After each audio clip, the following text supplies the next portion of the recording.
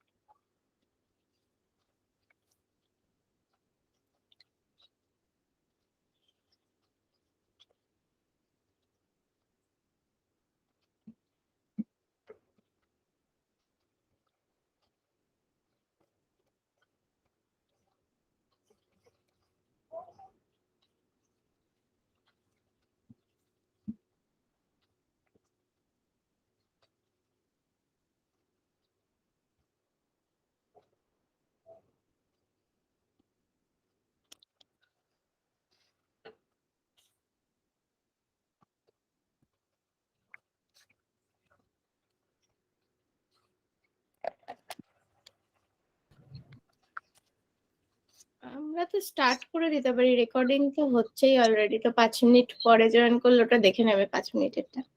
হ্যাঁ, সেটাই মনে হয় করতে হবে।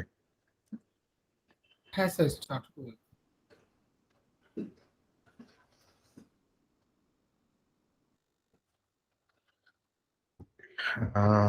Let me share my screen.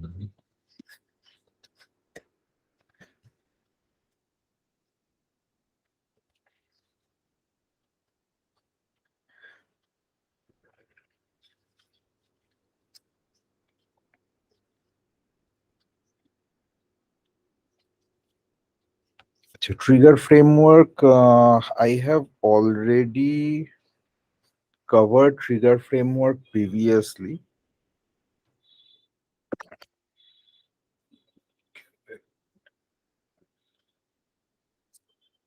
Okay.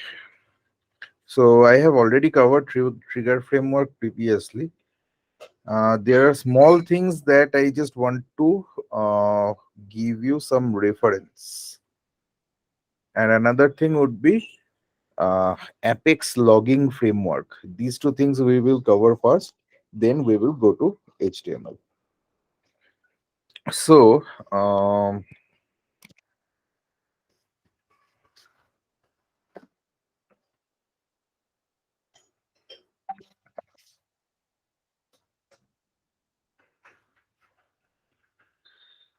generally what we do, like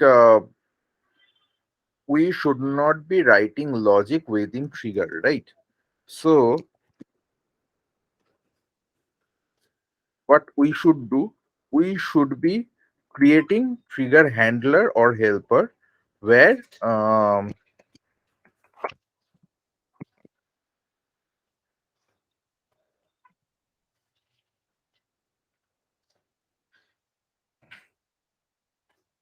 we should be writing our logic. Like say for account trigger, there should be some account trigger handler. For contact trigger, there should be some contact trigger handler. And ideally, we should have only one trigger per object, right? But there is few additional things we should be doing while writing the trigger. The important part is that how we can manage or how we can activate or deactivate trigger according to our need. How we can do that? So there is a simple thing like we can just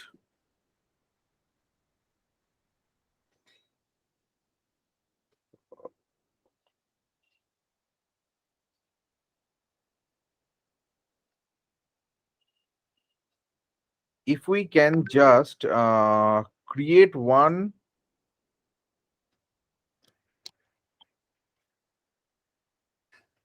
variable by which we can control the triggers, that will give us much more flexibility than going through specific trigger activation or deactivation from the code, right? Because there are a couple of things, like first thing is that in trigger is part of apex code, right? So if we have to deactivate one trigger, what we have to do, we have to deactivate that trigger in any sandbox, and then we have to deploy that in production, right? And deploying is always a critical job. Like you have to think about code coverage, you have to look into other things, and it is a time consuming process. But say you have a huge data load which you have to do, for that you should not be using, or you should not be allowing the triggers to execute at that time. Now, how we can handle that without changing the code? That is the primary idea. That is one of the important thing. Second thing is that second part is that whenever we are just working on these things, there is another concept which is recursion. Trigger recursion, I believe you already know, everybody. If anyone, like, if you think you don't know what is trigger recursion, you can let me know. I will go through that again. But trigger recursion is another point which we need to handle. So these are few things for which we should require a framework. And what is a framework?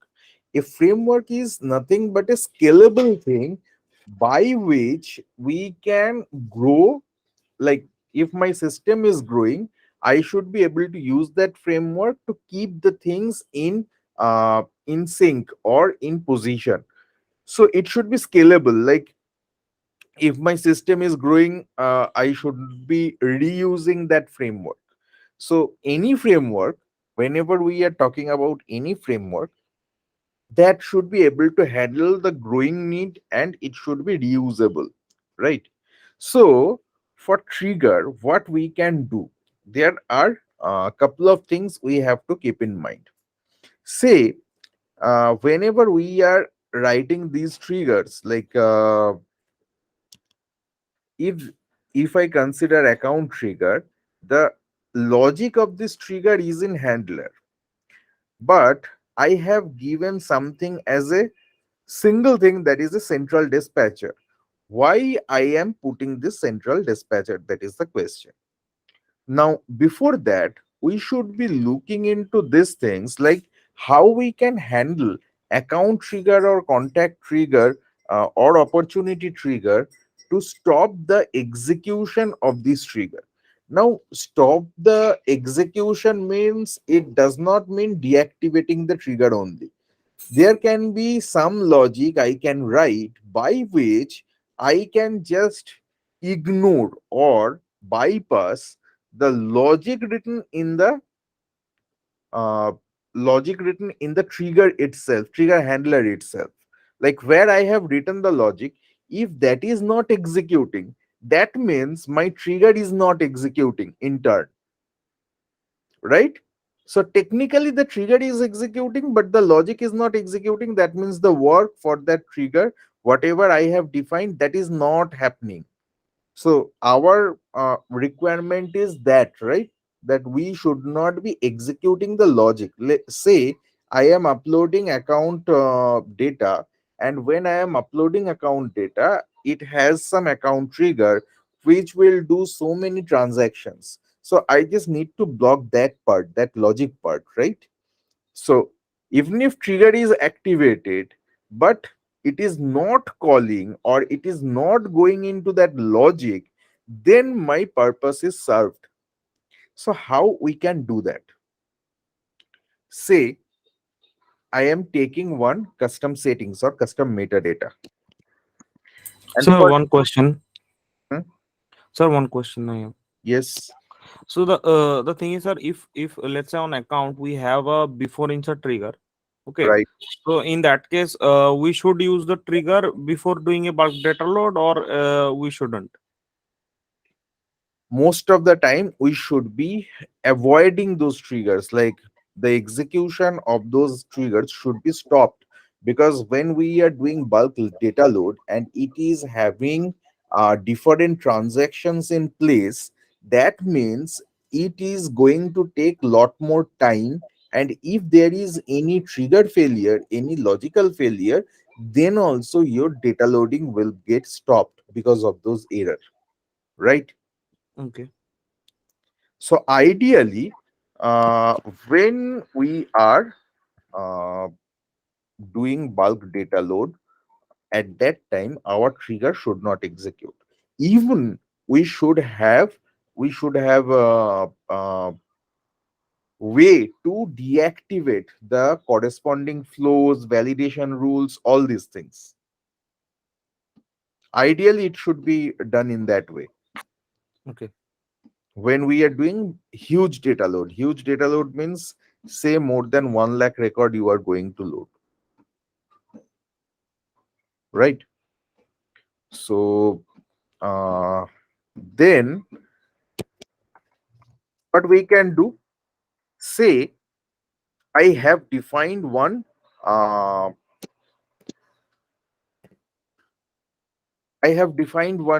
custom settings or custom metadata, and I am just putting two field values. One is for whatever the account trigger I am writing.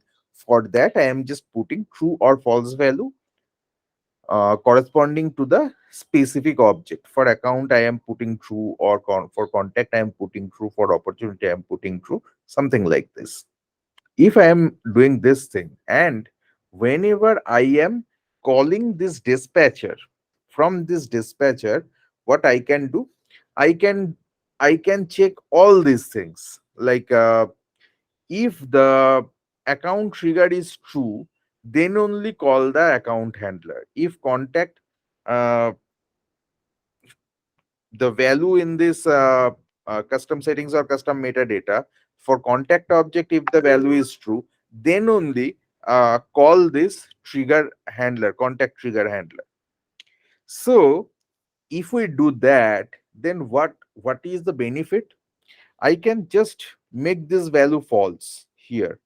I can just make this value false here, and it will actually stop the execution of the trigger. Why and how? Because handler, the method in the handler will not get called if this value is changed, So, right? sir, does this work like a boolean flag or something? Exactly, Okay. just kind of boolean flag.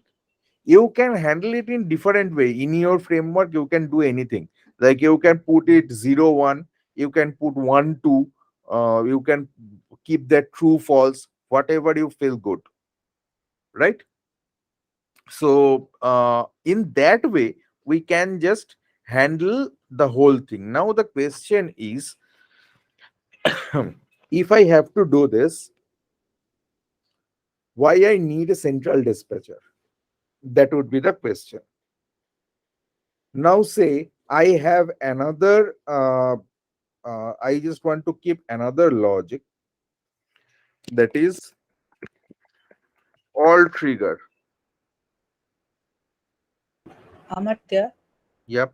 yeah, I have one question. Like you are telling that account is true, right? So, like you are asking, you are telling about that I am putting a checkbox, and if the checkbox is true, then it will not executing the trigger hand. Sorry, false. Then it will execute, and if it is true, then it will not execute. Is that one or any other thing? Yes, yes, that is the way. Like you have this, say this is a custom settings or custom metadata. This one Mhm. is,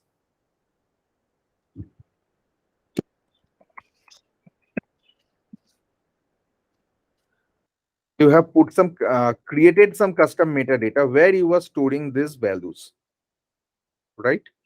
Okay. Now if you are storing these values and in central dispatcher you are checking this condition that this custom metadata and this value, if this value is true, then only call this trigger handler, otherwise don't call the methods of trigger handler. Then what will happen? The trigger will execute, start executing, it will call the central dispatcher. In central dispatcher you will check this metadata. If this value is false, then it will not go to this handler, so that means your trigger logic is not getting executed. In turn your trigger is not executing, logically your trigger is not executing. Getting my point? File. No, can you please repeat once more? I didn't get properly. You have,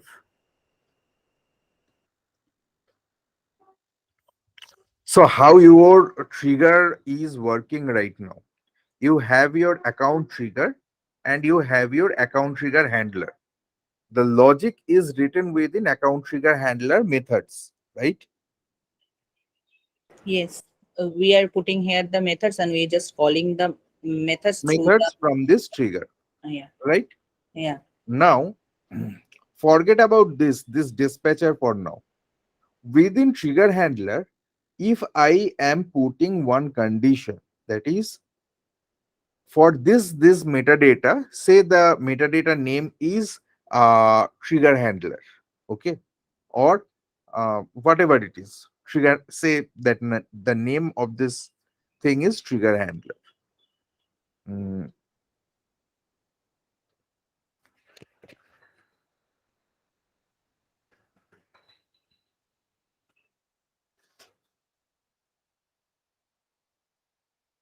so when you are actually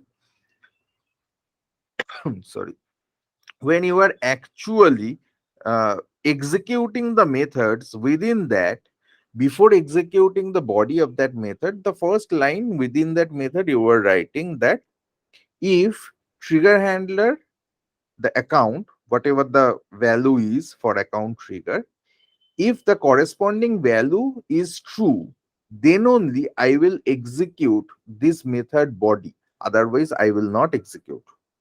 There is Okay, no else part. like you want to handle, you want to make the false, you want to make the trigger handler false, right?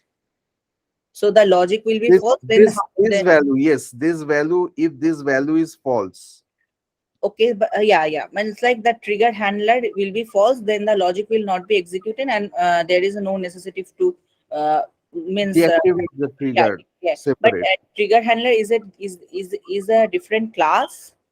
Yes, trigger handler should be the different class where you are writing your methods, where you would be writing the logic, because you should not be writing your logic within trigger. This one Yeah. I have already mentioned you previously, right? Yes. So Yeah.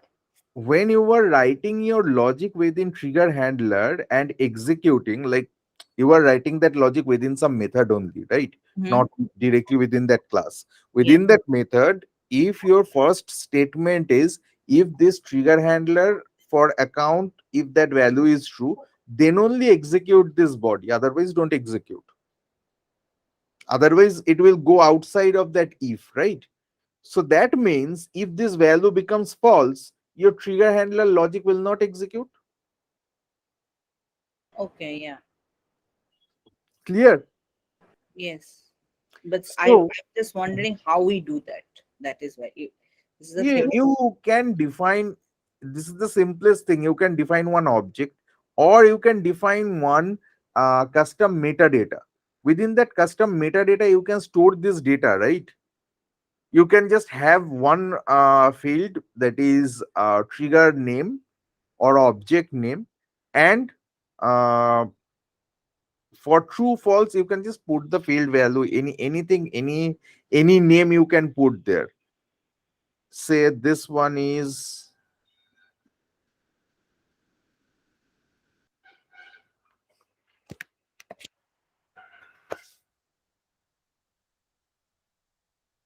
object and this one is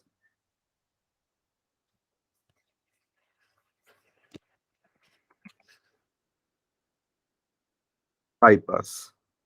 So you will just simply within this trigger handler uh, method, what you can do, you can just uh, put a query to get Initially, this. I will give it as false. If it is true, then the account trigger handler will not run, and if it is false, then it will run. After data loading, it will automatically no. Initially, it is false, and that the data load is done, and when the data load is done, then it will turn the value as true. Is it correct You- understand? Exactly, and you will do that manually. It is simple manual thing. You are going to change one record value, Okay. right? Within custom settings or custom metadata, what you can do, you can just go and put the value as you want. Yes. So before data loading, you can just make this value false, and you can start your data loading. So at that time, your trigger handler will not get executed. So your trigger is in turn, actually your trigger is not executing. Once your data loading is done, you will make this true again. So that's how you can bypass. Yes. Okay. Okay. Now, say within trigger handler, you have multiple methods. So say there are 10 methods. So if you have to do this within trigger handler, that means for every method, you have to write this if else, right? And that is redundant actually, that is not required. That is one part. Now the other part, think about the other part. That is, sorry, say you want to deactivate all the triggers. Okay, you want to deactivate all the triggers, this all trigger. So then what you will do? So you will write another if, or within that if you can check if account equals to true and all trigger equals to true, then only execute this trigger handler logic. So it is much easy to handle the whole thing from a dispatcher, because within this dispatcher you are not doing anything except calling this method. Within this dispatcher you will just put the whole condition, this whether account trigger is true, that is the bigger condition, if condition. Within that you can have the individuals, like for account you can just check the account one and call the trigger handler from there. For contact you can just call it and put it there. So you would have a central place. If you have to do anything, any change for this logic, or uh, managing this whole thing, you don't need to bother about going beyond this central dispatcher if all your callings are going through this dispatcher, right? So it is easier way to implement the whole thing. The second part, which is actually, so this was regarding bypassing the trigger logic depending on some custom settings or custom metadata value. But there might be another reason to handle your trigger, or to not handle, to bypass your trigger logic if there is any recursion. What is that recursion? That is, you are doing something like you have account trigger and you have your contact trigger. So there is some logic in account trigger which is actually updating contact, and in your contact there is some logic which is updating your account. In that situation, what will happen? If I am doing any update on account, so this trigger will get called. This will update contact object. As contact object is getting updated, contact trigger will get called, and as contact trigger is getting called, it will try to update the account, and once account is updated, again account trigger will be called. So it would be a cyclic process. It will continue. This is called recursion. So the simplest way to break the recursion is that you define one global public class, and you put some public static boolean variables there. Okay, so if you just create one boolean variable for account, and within that, whenever you are calling any method in account, you can just put that, check that whether that method value is true or false. So static means it will always have only one copy. So if you just change the value, initial value is say false, and you are changing it to true whenever your account trigger is getting executed, right? So if your account trigger is executed once, so at the end of that, or after just within this dispatcher, you can just make that true after calling that account trigger method. So it will come back to this dispatcher if this account trigger is executing second time, because this is the same way, right? It will come here, it will check that, and then it will call back this handler. So from here you can just make the value false, or if your initial value was false, you can make the value true. So that means whenever it is true, it should not, it should, like within your condition, you should write that it should not call the handler. Once again, the bypass logic, like the previous bypass logic, was driven from the custom settings or custom metadata. This bypass logic is getting executed from your code only because you have created one public global static variable. Okay. So in that scenario, what will happen? Account is getting updated, account trigger is called. It in turn, it is updating contact. Contact trigger is called because of that.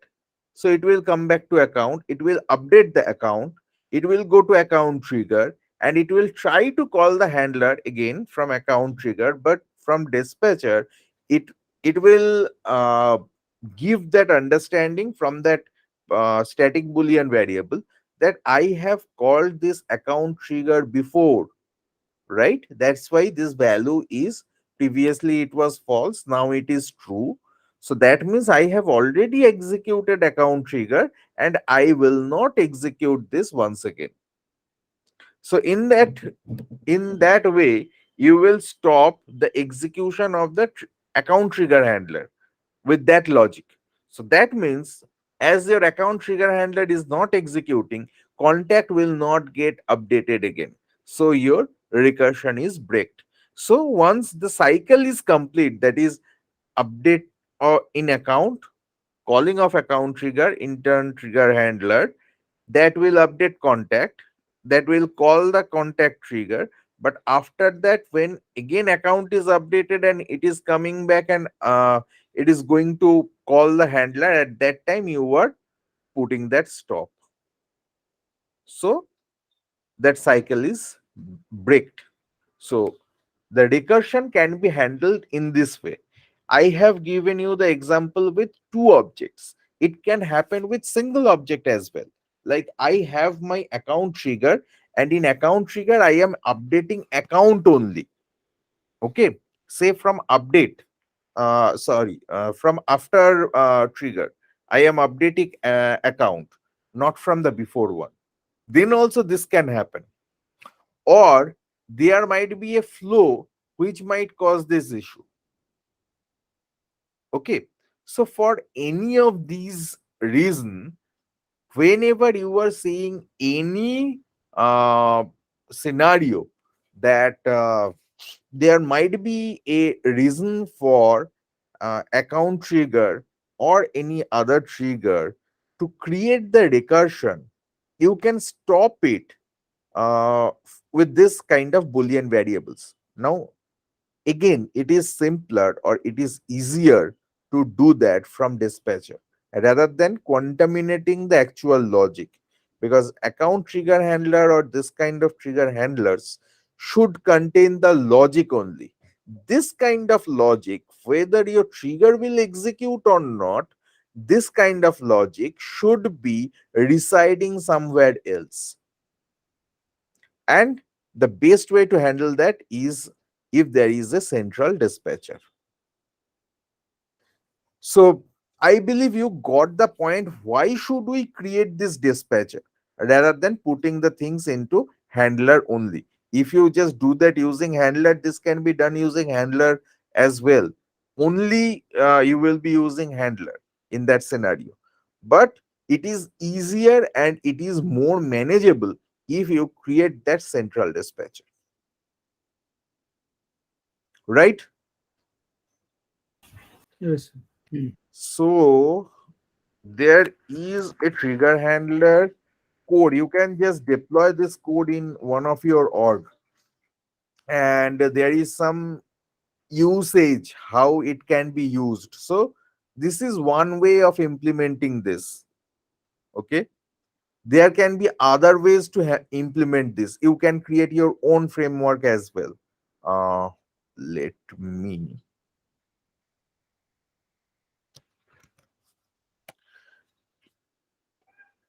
put you this. So you can just look into this in next week time. If you have any issue, or if you have any issue in understanding the whole thing, we can just look into this. Okay, so this was one of the item we had to cover. The next one is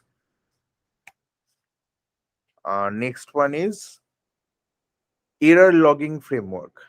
So error logging framework is another framework. This kind of frameworks we should be using. There is another thing called integration. For integration, there should be another logging framework. But error logging framework is little different. Error logging framework means, from this name, you can just understand like it is nothing but whenever we are getting the error, we should be capturing it, right?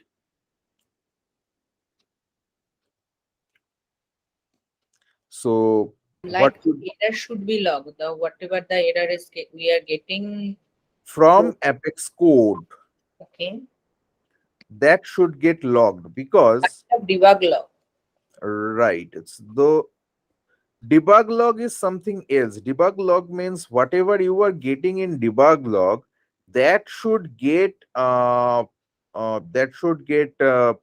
logged in some object, so that sorry, so that you can refer to that later, because debug log is not going to stay there forever. And if you have to do that, then you have to actually you have to execute that operation at that time, right? What is the alternate way, so that we can find what is the error? So what is that error, from which class and method it is coming,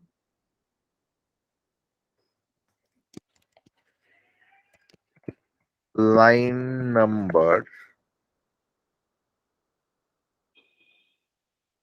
You can put more details,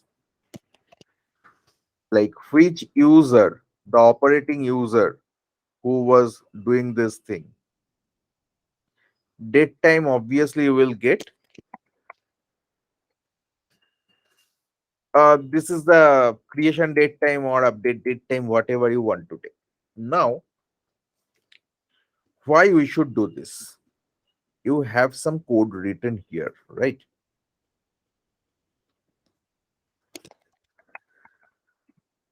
Class ABC something.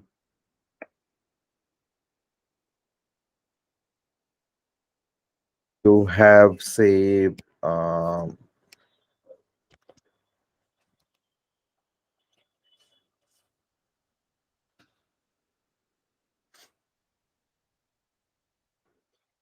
any method, like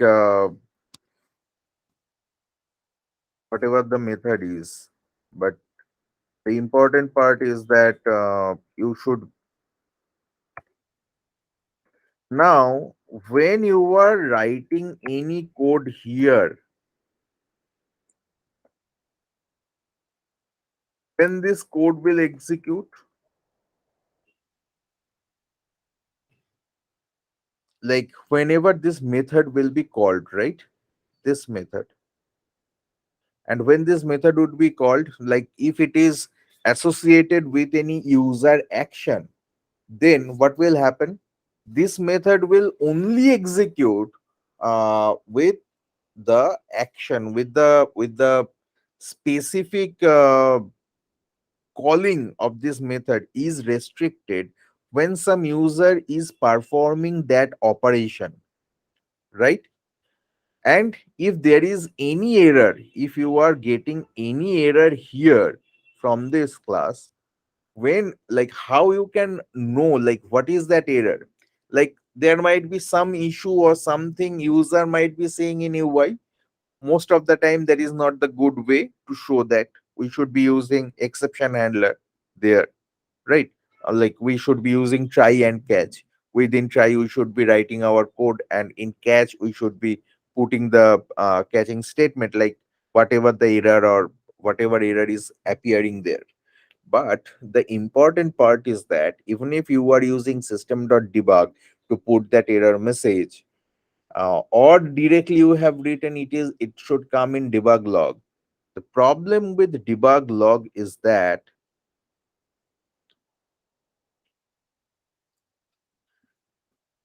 your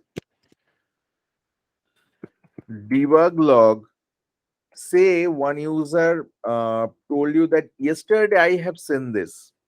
So for debug log, what are the important thing? That is the, for that specific user, your debug log needs to be set. The operation needs to happen at that time. The specific operation, whatever they are doing, right? And at the same time, this log needs to stay, and also it is difficult to find that specific log. If you, for any user, if you have the log set, there can be huge number of logs, right? So that log needs to stay within your that debug log table or whatever it is. That is, again, that is a table only. So it is always difficult to figure out the exact issue what the user has faced. Why? Number one, user is getting this from production. So we are not authorized to do the most of the time, like doing the same operation in production. How can I do that? Right? Second thing is that the user context. So for some of them, we get that login as thing, but in production, for most of the scenario, you will not get that because no one want. I mean to say, whenever there is any secured kind of action they are doing, they have data they don't want to share with you. Specifically, what kind of things they are working on, you will not be able to replicate the scenario in that situation. Now the third thing is that even if you get the user and you get that specific data, the operation, then also you have to execute that thing again to gather that error, right, from the debug log. Much better approach to resolve this kind of issues is that whenever you are seeing this kind of error, you use your try catch always. Put this whole thing within try. Put whole this thing within try and write your catch. And from catch, you just create one table or one object like this. So this object, most of the time, we just say that error logging. This is the error logging object. Here, you can do these things. What you can do? You can put the specific error, whatever the error is. Blah, blah, blah, blah, blah, blah. You can put the name of the class and method like ABC and XYZ, right? You can put the line number and you can get that from stack trace and all these things. Line say 360 you are getting, right? For which user?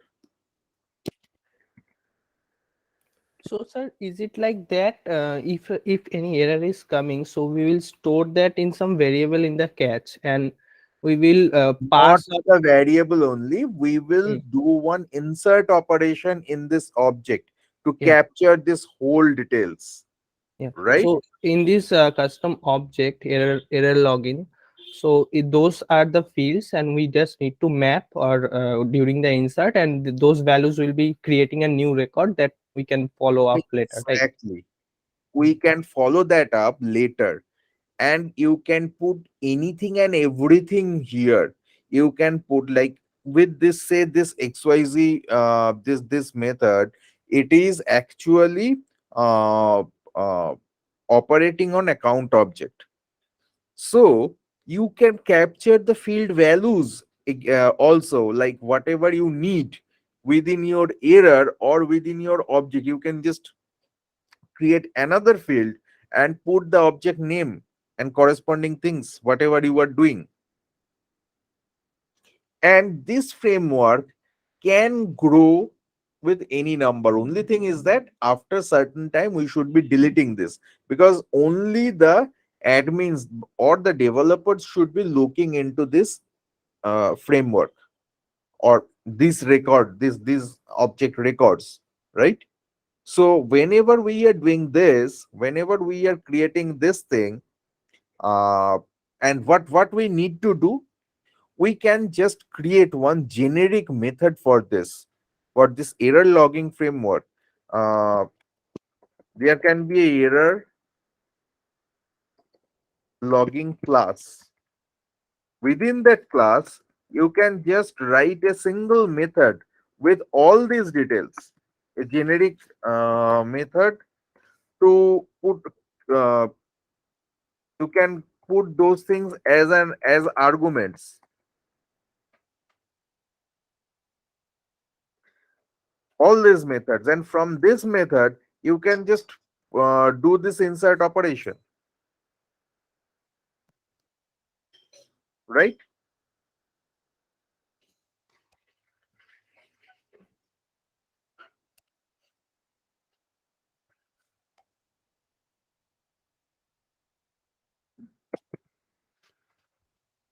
And sir, according to the trigger basis, what kind of trigger we should write for this? Like, is it a before insert, after insert? That I'm you getting don't confused. need you don't need any trigger for this. Just directly write the method, right? Directly insert these errors within this object. Okay. If you do this, if you just insert this directly, what will happen? Your error and the corresponding all details will be in that table. And in future, say after 5 days, somebody is saying that 5 days back I was just I have got this kind of issue. You can just go back and check what kind of issue it has thrown, right? Because 5 days old error log, like the debug log, even if that was set, you cannot dig it down, and most of the time you would not be able to. And there are other things as well. Say there is a kind of payment they are doing, okay? You have one community or your standard Salesforce. From there somebody is doing some payment, and that person told that I have tried 3 times. First 2 times it failed, third time it passed. Now that payment is already done, you cannot do the same payment again. Then how you can identify for the first 2 times what was the issue? The only way to handle or to gather that information of that error is that to gather this thing within one object. Clear to everybody?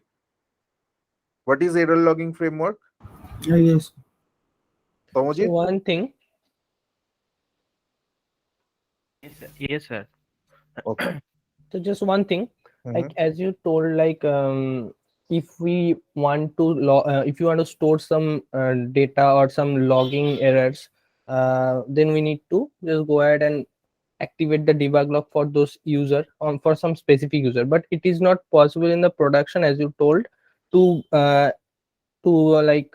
give every and each and every user the debug log opportunity, right? Right. Right. So in this error handling process, all the user will be covered or some specific user we need to cover? All the users will be covered here, right? Because Mm. someone is doing that operation, and you have the class. Within your class you have the try catch. So whenever there is any error or anything that is happening within that method, it will get identified within catch.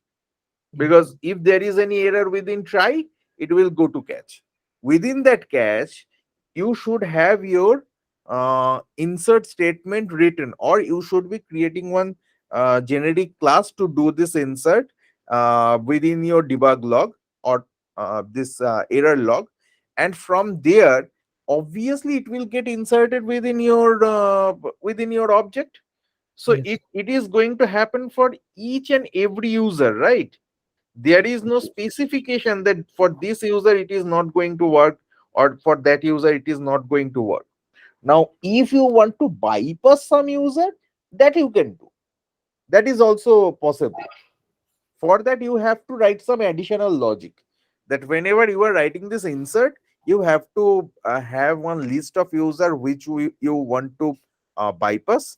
For them you will not execute this insert. That is also possible if that is a requirement. That is But a otherwise, in general, you don't need to have that. Like every error or every um, exception, whatever you are getting within your class, that will get logged within this object. got it. Got it? Yes, sir. So just take 2 minutes to think about the whole framework. If you have any question, let me know. Otherwise, we will move to HTML now. We'll start HTML from 10.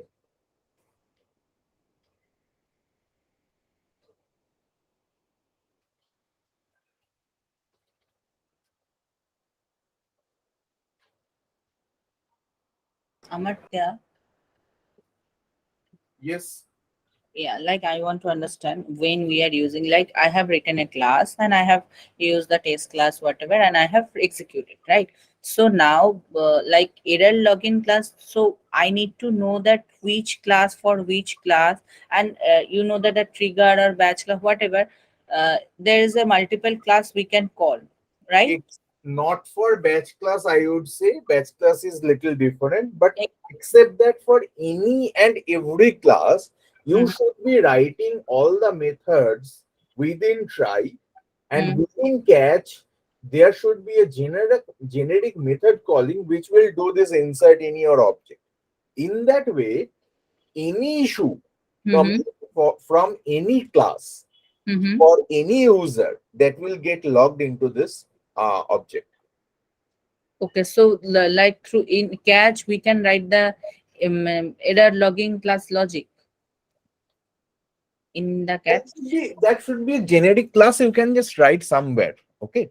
That, say I have written this class, right? Mm-hmm. And there is some method. And Mm-hmm. in that method, you have only one statement. That Mm-hmm. is whatever you are getting from the argument, insert that.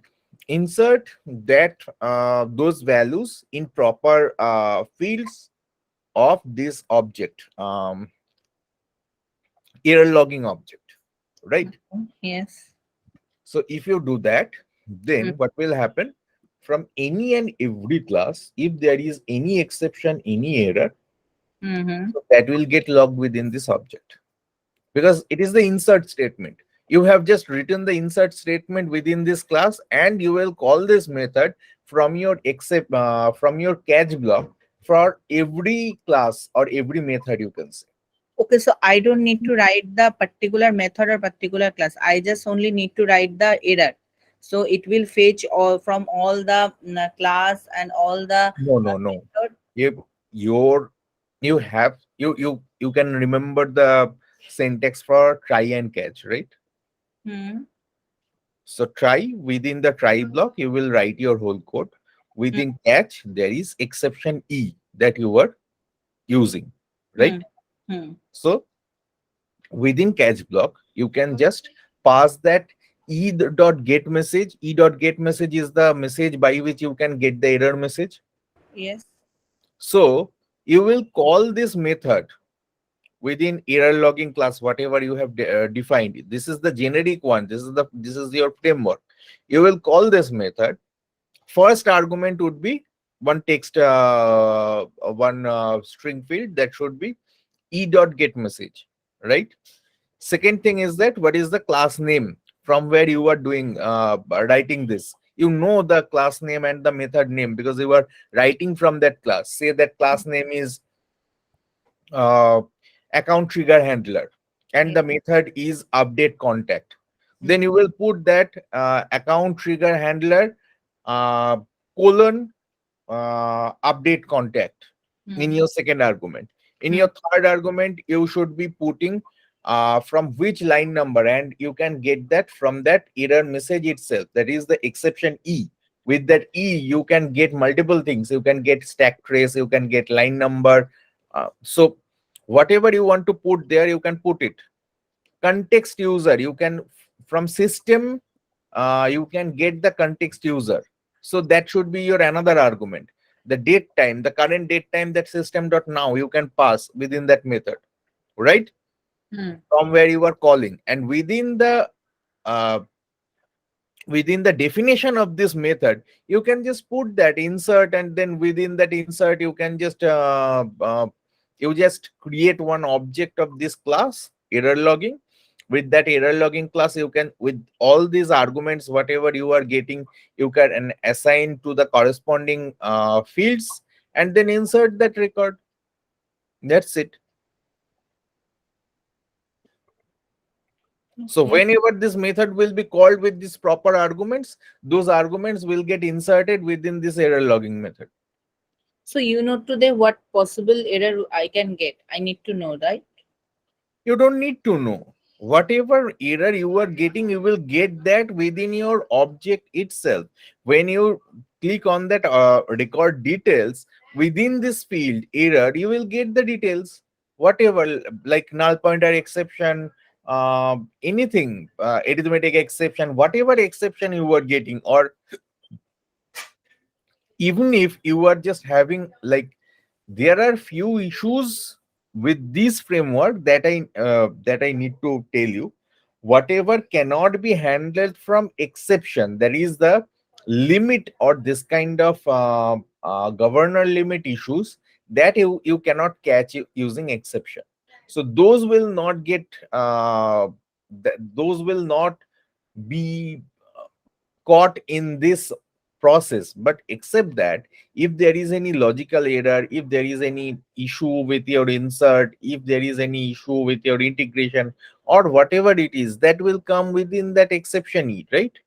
E dot get message will give you that error. Hmm. And within this thing, within this field value, you will get the details. Okay. It will be better that if I will do in hand. Speak. Yeah, you just create that class and write it down in your own developer. Okay. Okay, so this is one of the thing. Another thing you can just, we mostly have, where we have integrations. If we have integrations, we create this kind of logging for integration separately. Like, I believe who are already working, you should have seen something like this. The uh, inbound calling or outbound calling, the JSON or the XML, that is like most of the time when you see that payment, within payment for whenever there is any payment happening, you put that that success or error message in one of the field. So that is kind of integration logging framework. So that is also similar to this, almost same, but not exactly the same, because integration, for integration, that there is specific issues and specific things we mostly handle. So whenever there is integration is happening from code, we use integration logging framework, and for that we just put the request and response and all these things within that success or error, whatever we are getting. So that is, I'm not going through that right now because probably most of you haven't seen um, integration from code. So if required, we will go through that in future.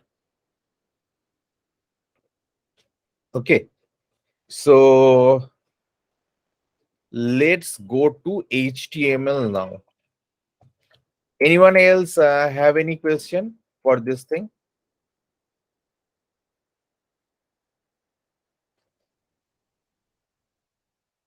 Okay, if not, then let's go to HTML.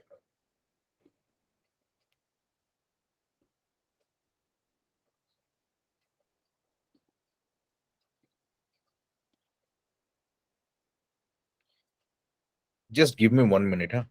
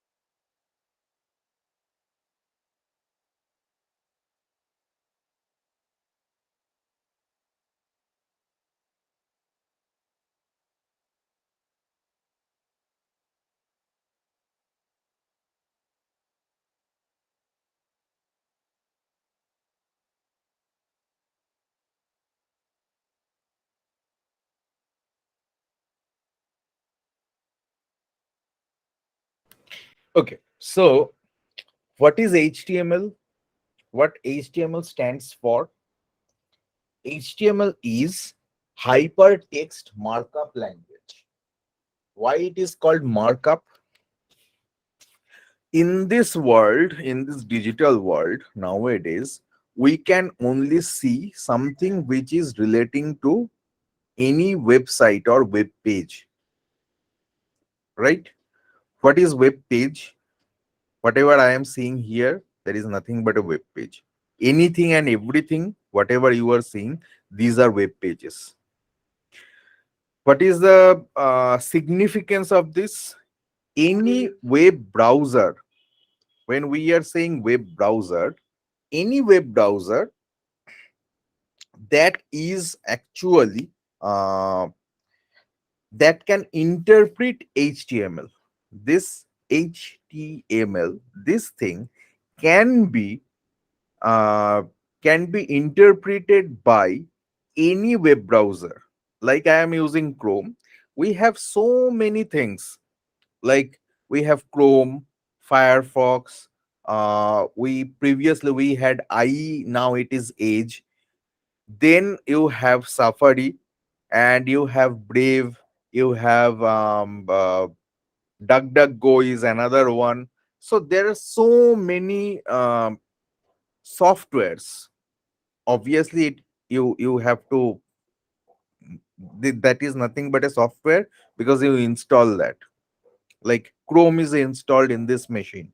you have also installed these softwares, this kind of softwares, to visit web.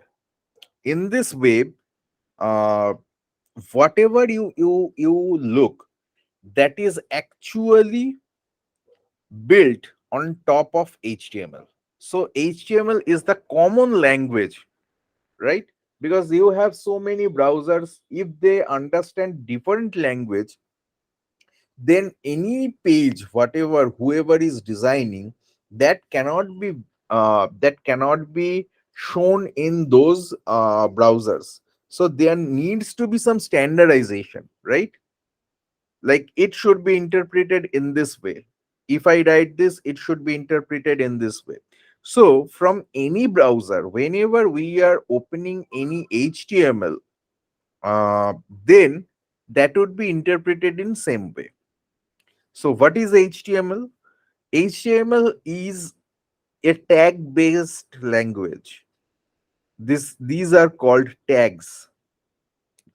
This is not that much important, but this is the root tag. And whenever you are opening any tag in HTML, that must be closed. Okay, you can say this. So head is something which will come at the top. Body is something which will come within. Like, and the extension of HTML file is .htm or .html, and that file is actually uploaded in server, and from server it is interpreted. That is a different thing altogether. But if I have to store this, just give me 1 minute. Let me show you how we can do this.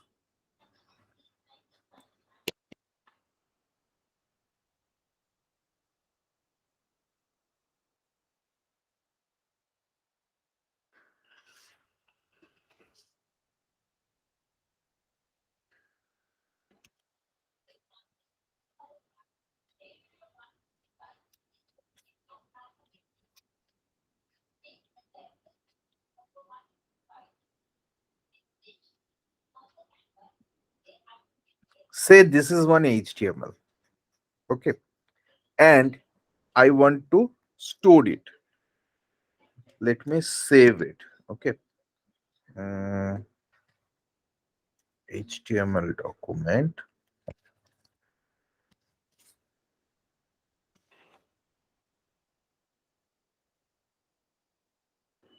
Let me save it.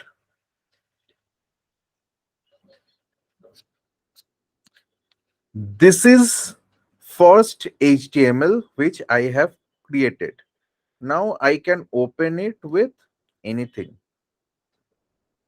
Say Google Chrome. This is heading, this is paragraph. Let me open it in something else. Now look at this.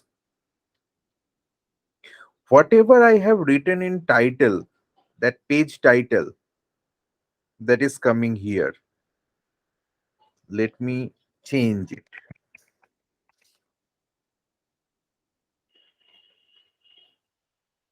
And look at this. Now it is changed again. And as I have created this in local, it is opening. But if it is created in my box, uh, in my machine, and it is not a server, you cannot connect.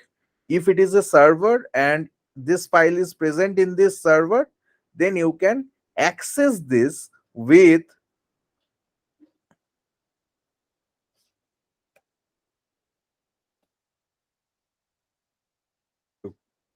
there is no server.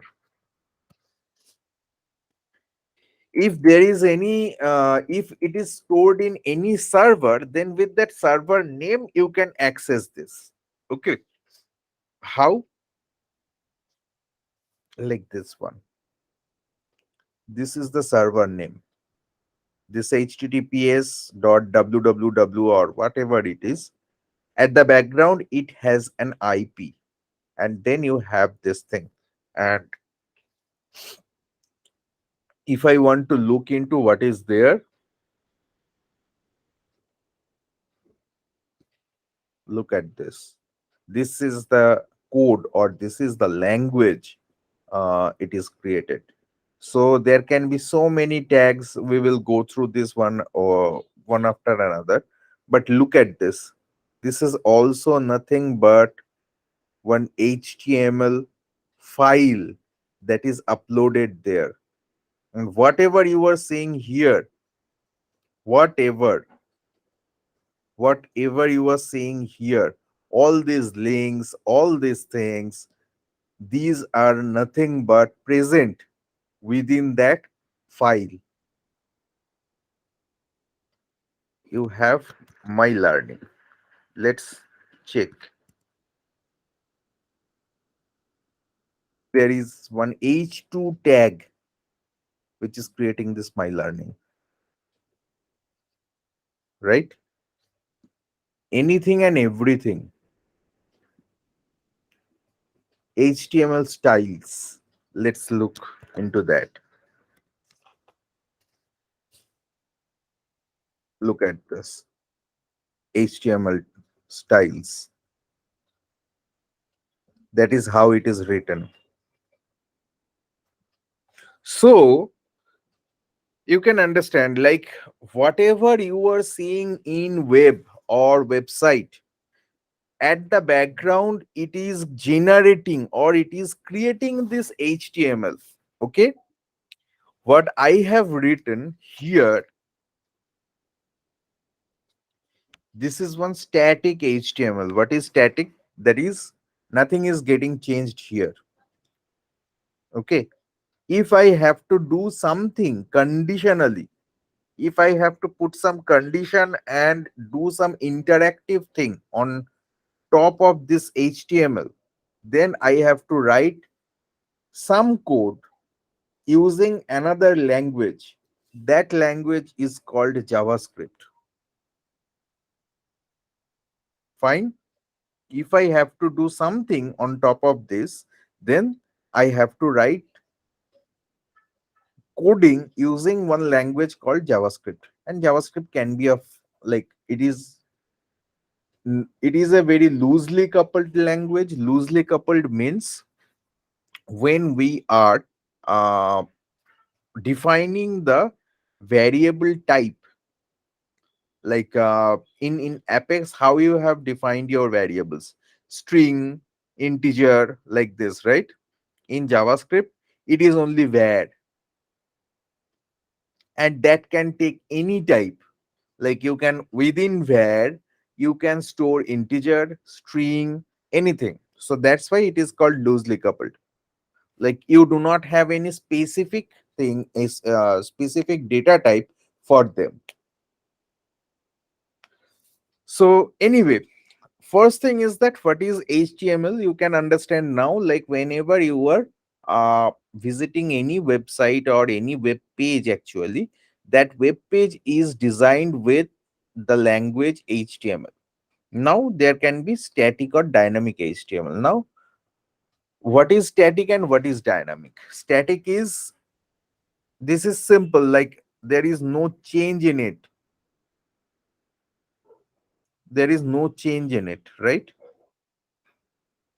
But if it is dynamic, then that means if I mouse over on this, I am doing something else, or something else is coming up. That is called dynamic. That is one part.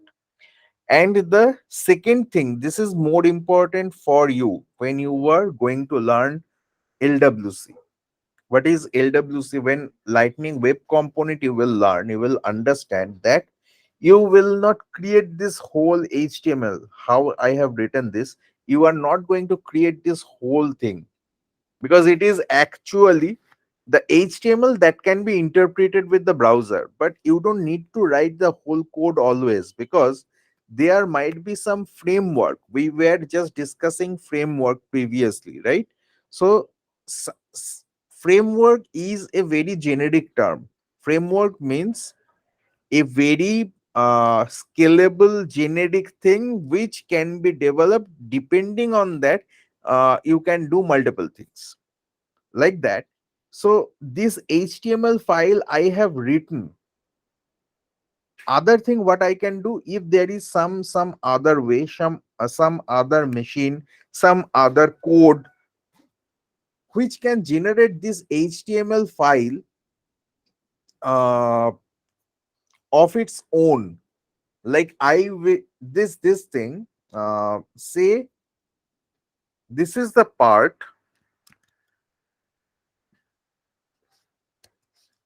say this is the part, the above, top and bottom, whatever is there.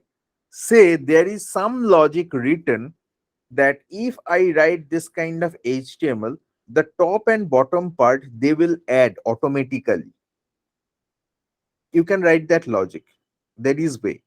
So if you can do that, then what would be there? Like, you don't need to write this thing anymore. You just only need to write this middle part, the required one.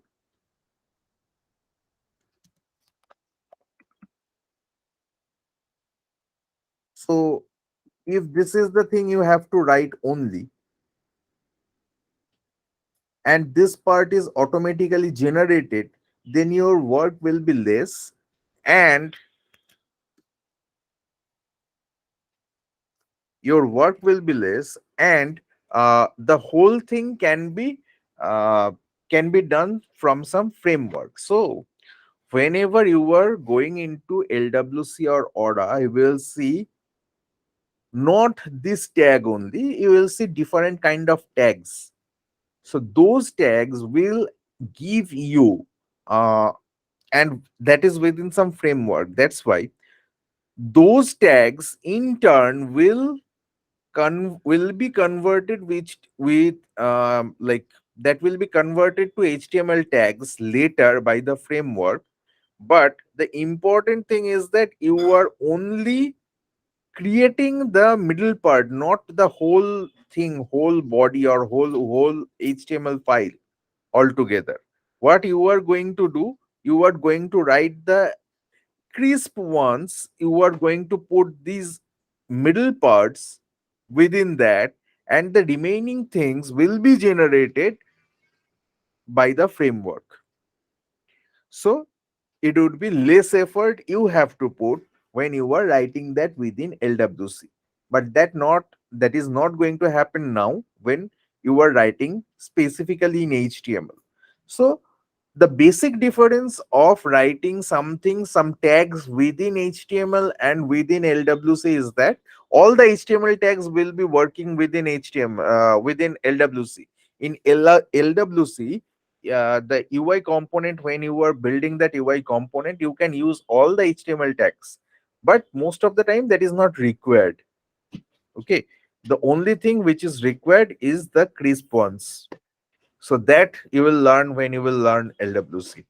So tomorrow Deep will take that class. It will start. But the initial thing is that you have to learn HTML properly so that you can understand at the background what is happening. And also you have to learn JavaScript, so that, because JavaScript anyway you have to write JavaScript in LWC, because the logic part, the UI logic part, because you can see this is looking like something like something died, and you are just showing some bare minimal thing to them that this thing is there. So most of the time your HTML or your web pages don't look like this. The basic difference between this HTML, whatever you are seeing right now, and whatever you see that in real world, that is, those things are more attractive, those things are more interactive, right?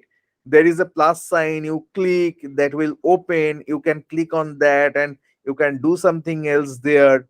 All these things, whatever you can do within HTML, that requires lots of coding, and that will be actually part of like when you are developing the whole thing, most of the time those major things are part of your framework itself, but anyway, within that also, when you have to fit your code and you have to give the specific look and feel, you have to do this kind of HTML designing. Why it is called designing, I will come to that later, because this is a heading.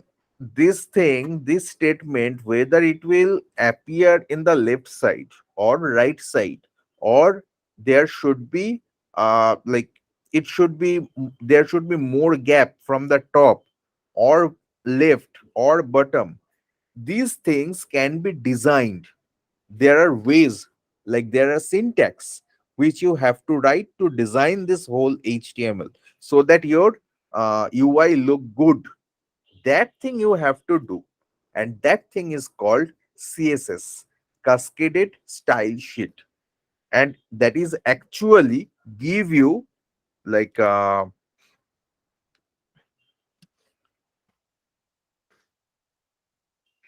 within that style you can write that within tag here, or there can be CSS files where you can write and you can refer it. Like,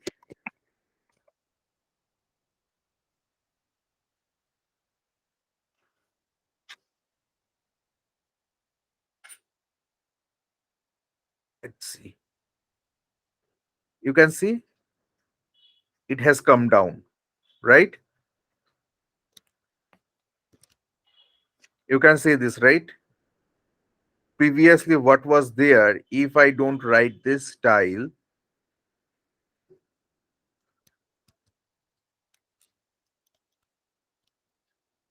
it will go up now. Yes. It's mainly the like customization. Right. It is not the customization only, it is the customization according to your need. But the important thing to understand is that it is the designing that you have to do. When you were writing HTML and you are going into this, you have to do this designing. Okay. It's like So beautification. yeah, that you have to, like, it is kind of, you are painting something using code. You are writing code by which you are painting the whole thing. That is the thing you have to keep in your mind.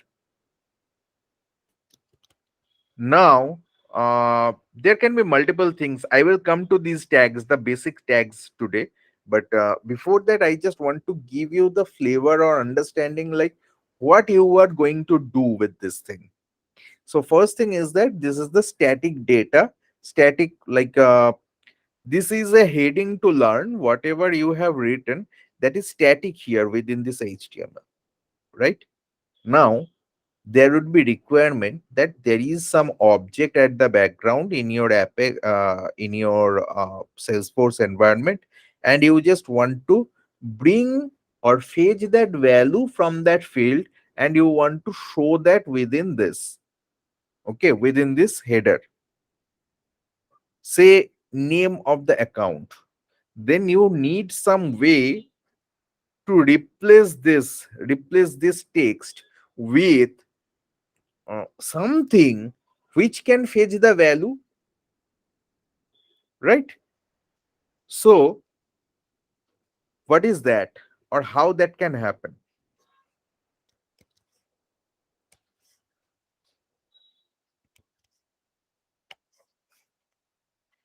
So you have one,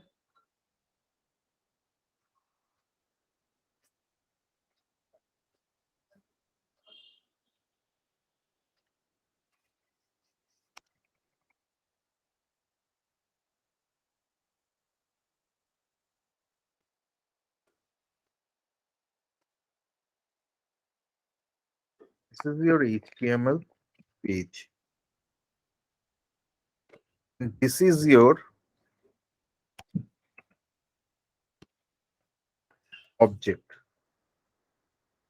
This HTML page, whatever you are seeing here,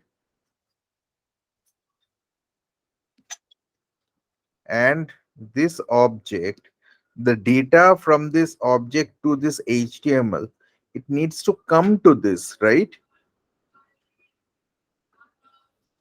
This data needs to come to this HTML page. Then only you can show this. What is the way to do that? There are internal things. First, there should be some Apex most of the time. There should be some Apex code which will fetch this data. Like DML operation.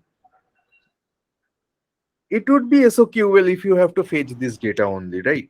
Yeah, it will be simple SQL. We can write the query and we can fetch the data.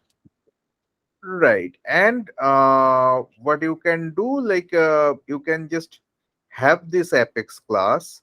Mhm. This Apex class will fetch this data. Okay. And then you have this HTML is the last part. Before that, you would have your JavaScript, I guess. LWC, I guess the method Lightning would Web be Component. And this Lightning Web Component has different parts. Okay. So there would be some markup. Markup means HTML is also a markup language, hypertext markup language. Okay. Mm. XML is another markup language. This markup will be there. There would be one, CSS, as I can obviously, remember, CSS would be there. There would be, JavaScript. what is this JavaScript? This is the interactive part of this HTML thing, right? Yes. And there would be some CSS. Yes. Okay? So you are not going to write this whole HTML page how I am showing you right now. But within this LWC, there would be some markup part where you have to use these HTML tags or some internal tags as well. Mostly in LWC, most of the tags are just HTML tags only. So where your HTML fits in your learning for LWC, is that clear? Now another part I have not shown, that it will come to this LWC.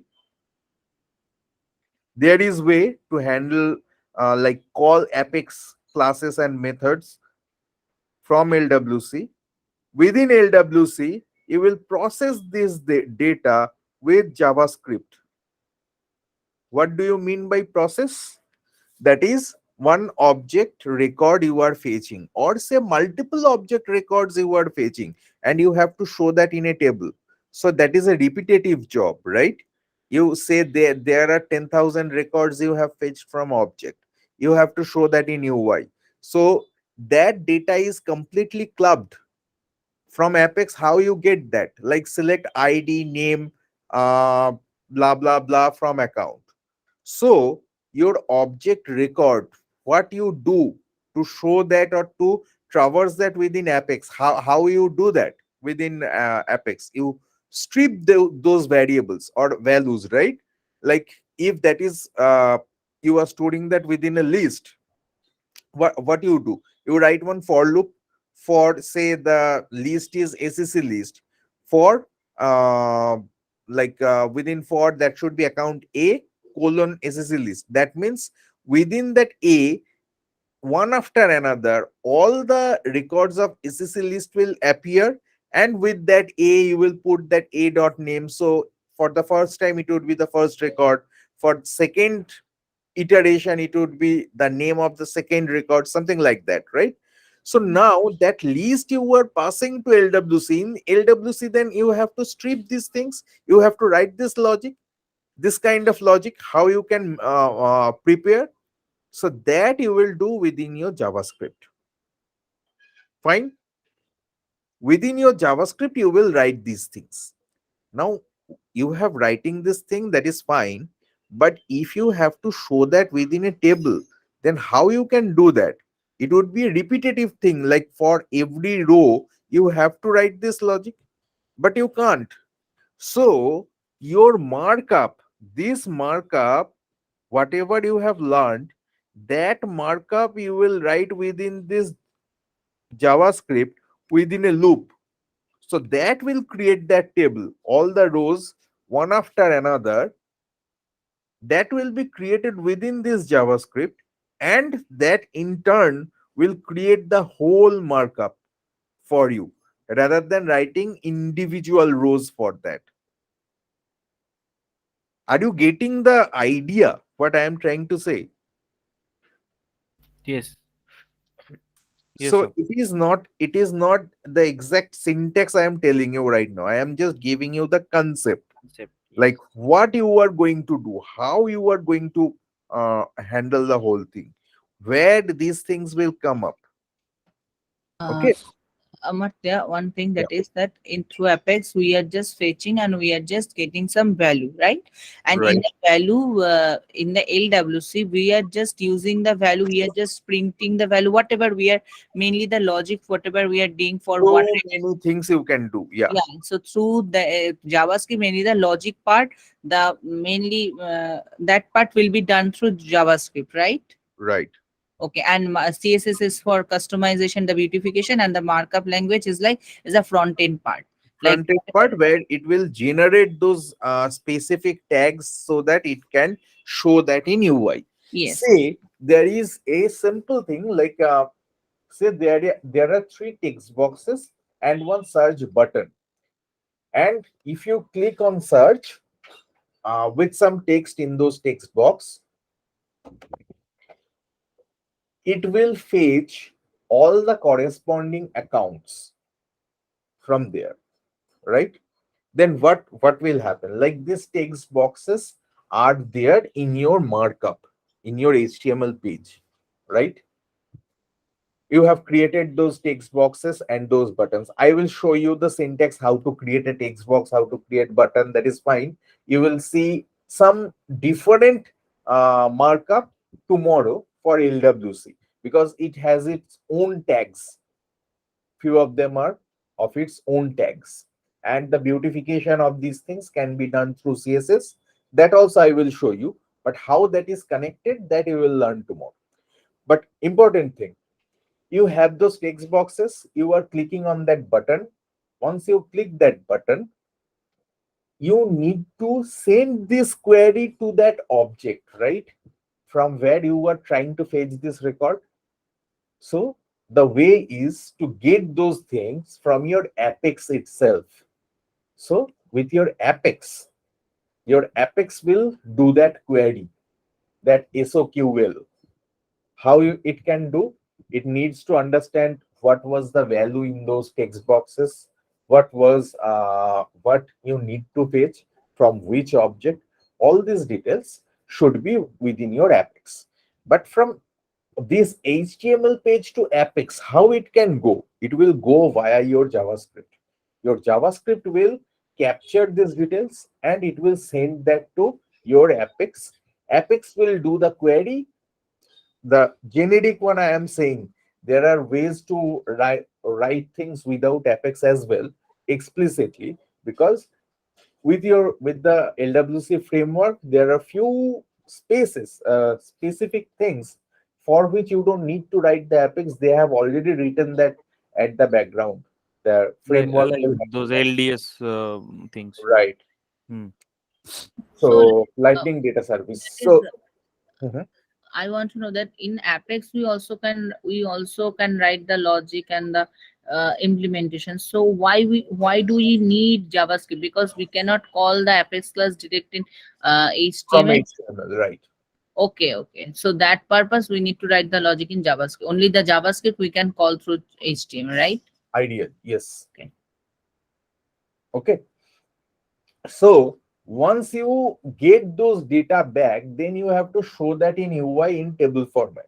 So once you get that back, it will come back to your JavaScript, and within JavaScript, you have to frame this whole table. How you can frame this whole table? So there would be some logic you have to write, and you, like, if there are 10,000 rows, you cannot write HTML syntax manually to create those 10,000 rows.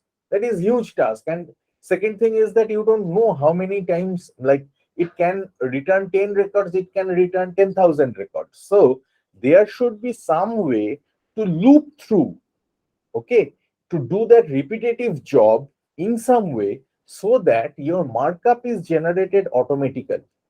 And from JavaScript, you are going to do that thing only.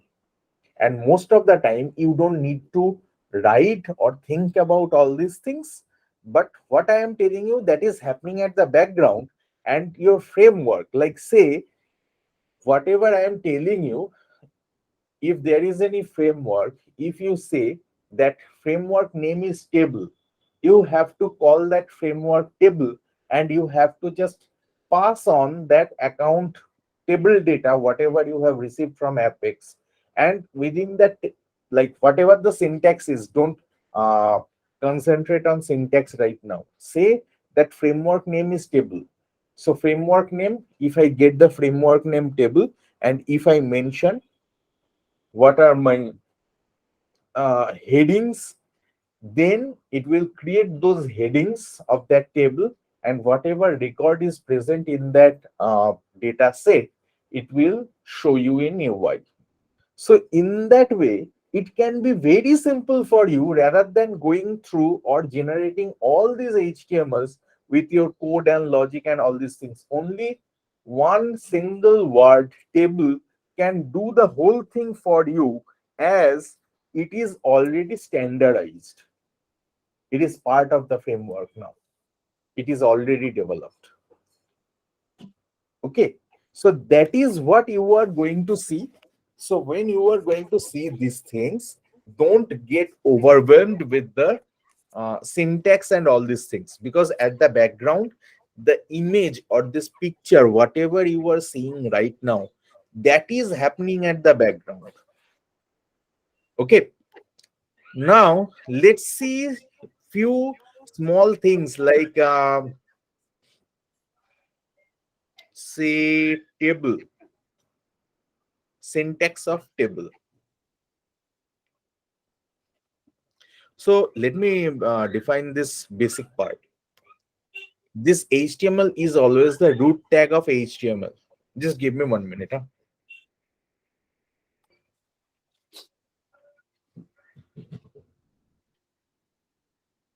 Give me 1 minute.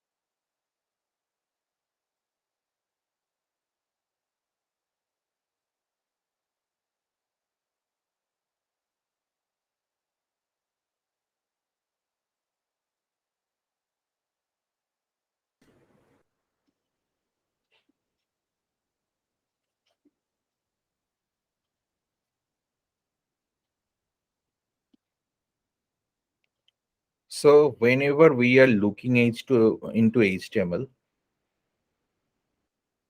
this thing, this HTML is the root tag. Always it has some, like, it will start and it will end. Within this HTML, you should be writing your things. Head is something which is you don't want to show in your body. Body means, where was that? This is your body part. Okay. Whatever is happening before that, that is within head. This is the head part of your browser. This is called page title actually. So title should go within head. Head is the syntax or tag, you can say, where you can handle the header part. You will see multiple things. I will come to that one after another. Probably in one day it is not possible to cover everything, all the tags, but most of the tags I will try to cover. Then within this head, you have your title, that is the page title you have seen. Like here it is written page title Amurto. Let me remove it. And always you have to save it, otherwise it will not reflect. If you are trying to put that in local, you can see this title is changed, right? So this is the header part. So head part is before body, head will be defined, and within head you would have your uh, whatever you just need to do within outside your body, you can do that within head actually. Now this body is starting from this portion, to that end. It is your head, it is your body. So this is the body tag. Okay, this body you can work with so many things. uh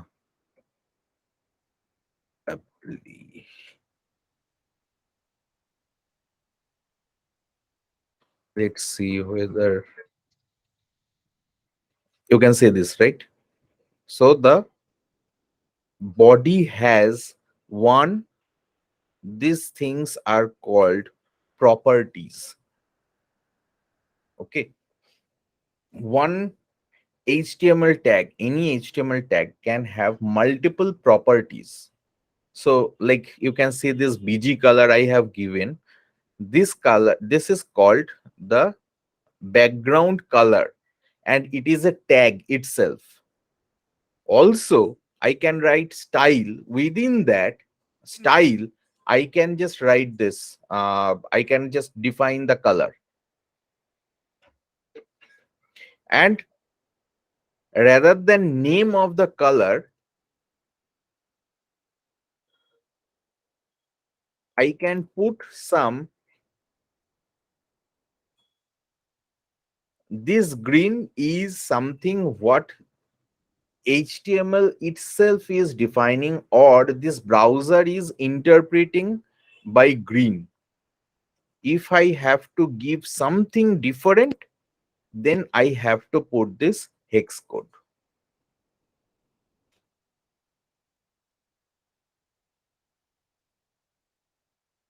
I'm not sure what this color would be. Okay. So at least I can remember a couple of them. So this is always like, if I have to put some color code. Now your question would be how I can remember so many color codes or so many things. You don't have to remember. Go to Google and search. Simple thing, go to Google,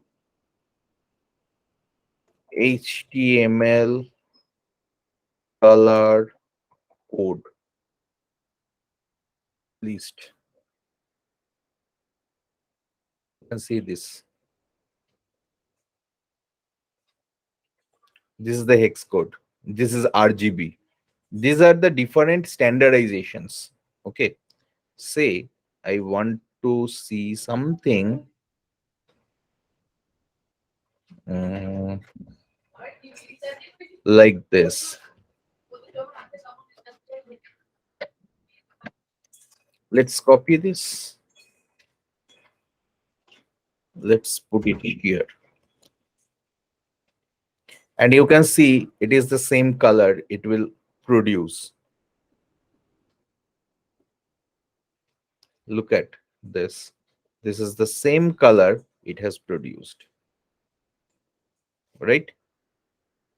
So this is called hex code, hexadecimal code. This is RGB, this is HSL. So there are ways you can, there are spaces where you can put this RGB as well. In that situation, you have to put this code, and you can just search for it, whatever the color code is given, and you can pick these colors, whatever the colors you want. Okay.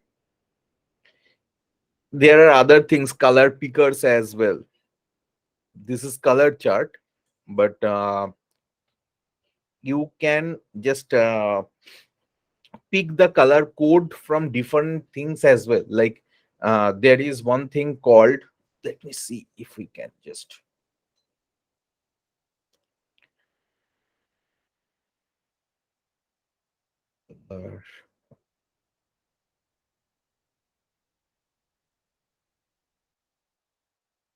Chrome extension.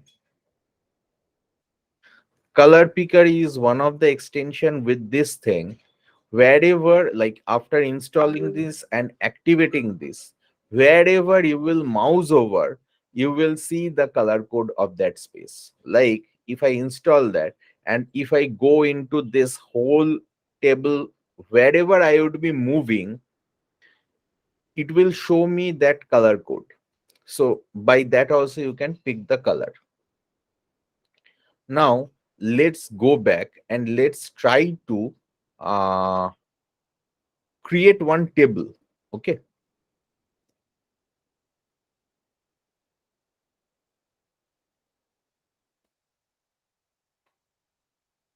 So W3C is one of the,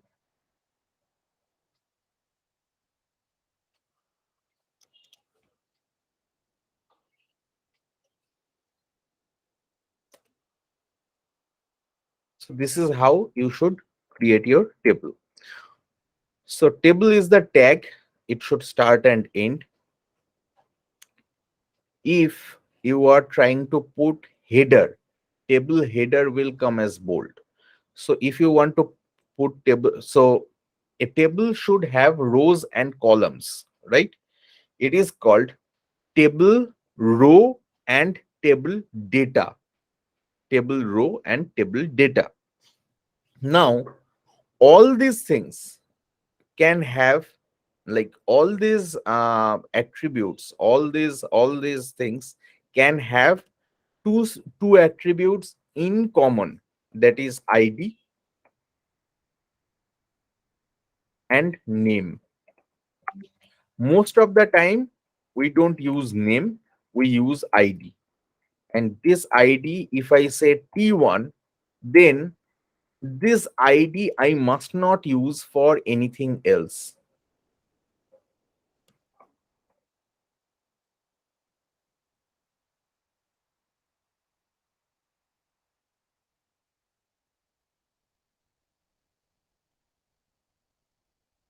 So I have given ID for two of them. If I don't even give, it will be fine. I have given these names and all these things. Till now, it is not going to create any difference. If I refresh this page, you can see this. Header is in bold, and these are the values.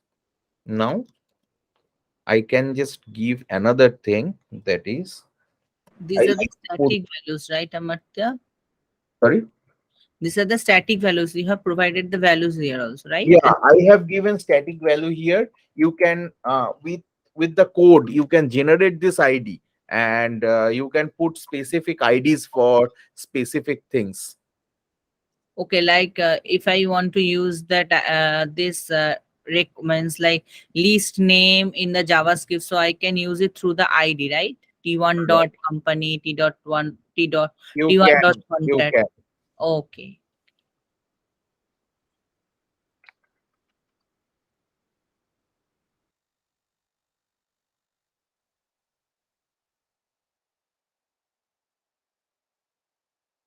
Let's see if that works. No.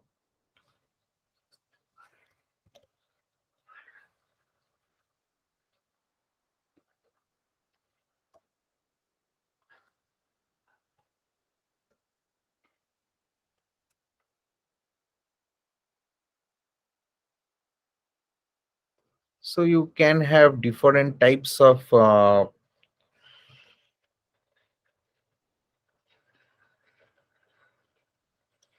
we can use this. Let's see. Black, we can change that later. For now,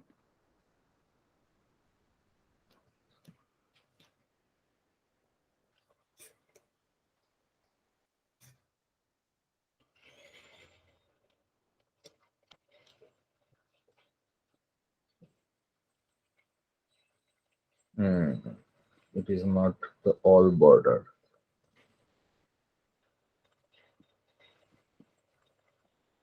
So I have to use this. Like, look at this.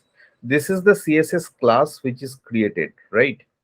Now, if I use this class, CSS class, then we can just use this CSS classes and then use these classes. Otherwise, I have to write this everywhere in the for all the attributes. I have to write this. How? Like this.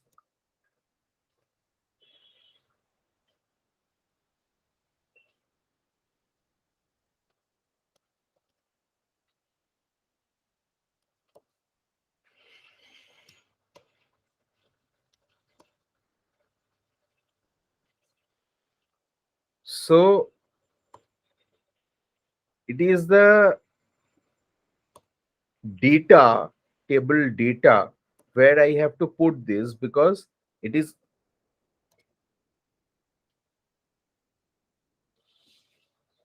look at this. For these two I have written, for this one I haven't written anything. That's why it is appearing like this, right? And table can have specific attributes as well. uh, it is difficult to remember all these things. Px means pixel. So pixel is nothing but a dot in the, look at this. I have put the pixel, now it is appearing little better. Like left side, right side, you have the spaces. So what I have given is cell padding. Okay. Cell spacing is another thing. Cell padding is whatever you are getting from the side of these cells, like from this border, whatever you are getting. Like say, mm,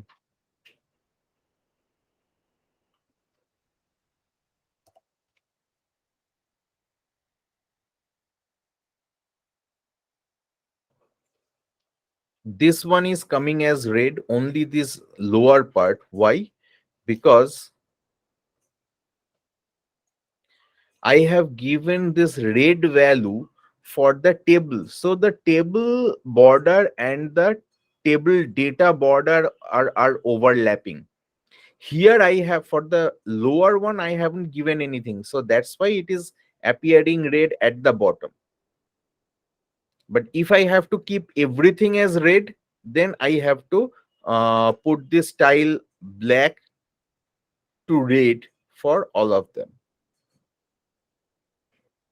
right? So if I make it red, or I can use hex value as well.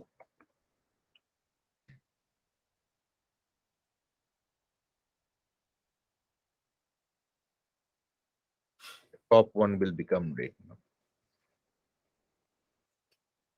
Okay. So this is the way you can design the whole thing. Now, what I was trying to show you, that this is a table which is a static one I have kept, and if I have to write any text or anything, I can put that within this. What is that? Paragraph. P is standing for paragraph. H1 is style of heading. It can be H1, H2, H3, H4, and H5. How much I can remember? HTML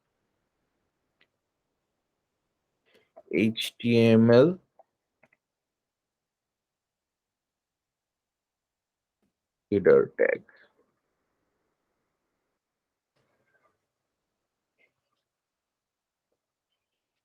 So all these things, which one is supported where, you can just look into that. H1, H2, H3, or H1, H2 to H5 probably. These are the specifications. I cannot remember it right now, but anyway, it will not be that much important. If I put H2, let's see what happens. Now it has become smaller, right? H1 is the bigger one, and the H2, H3 are the smaller ones. So this is the way you can create the things. Now, sorry, the important thing is JavaScript. How JavaScript can work, and you can have the text boxes and buttons. This is simple, like HTML text box code. This is the input tag. You can put label and all these things. There is a thing called form. Form means, with form is one of the tag. With this form, you should not be creating multiple forms, but anyway, uh, if you have the form and if you have the action, and if you have, you can have type, like this input type submit. This input type can be button as well. Okay, input type can be button. Button is nothing but a simple button which will not make the things, which will not uh, if it is submit, and if you clicking on this submit, it will go to this page. Whatever is written as in action, it will go to that page. If it is a simple button, then this submit thing, this action should not will not work. That is the only difference. Okay, button and submit button, these two are different in HTML. One button means that button will not work until and unless you are putting some JavaScript on top of that. If you are putting any if you are putting a submit button, then that submit button will look for a form and look for the action. Whatever action is written, that action will be performed. Let me create it as a button. Okay,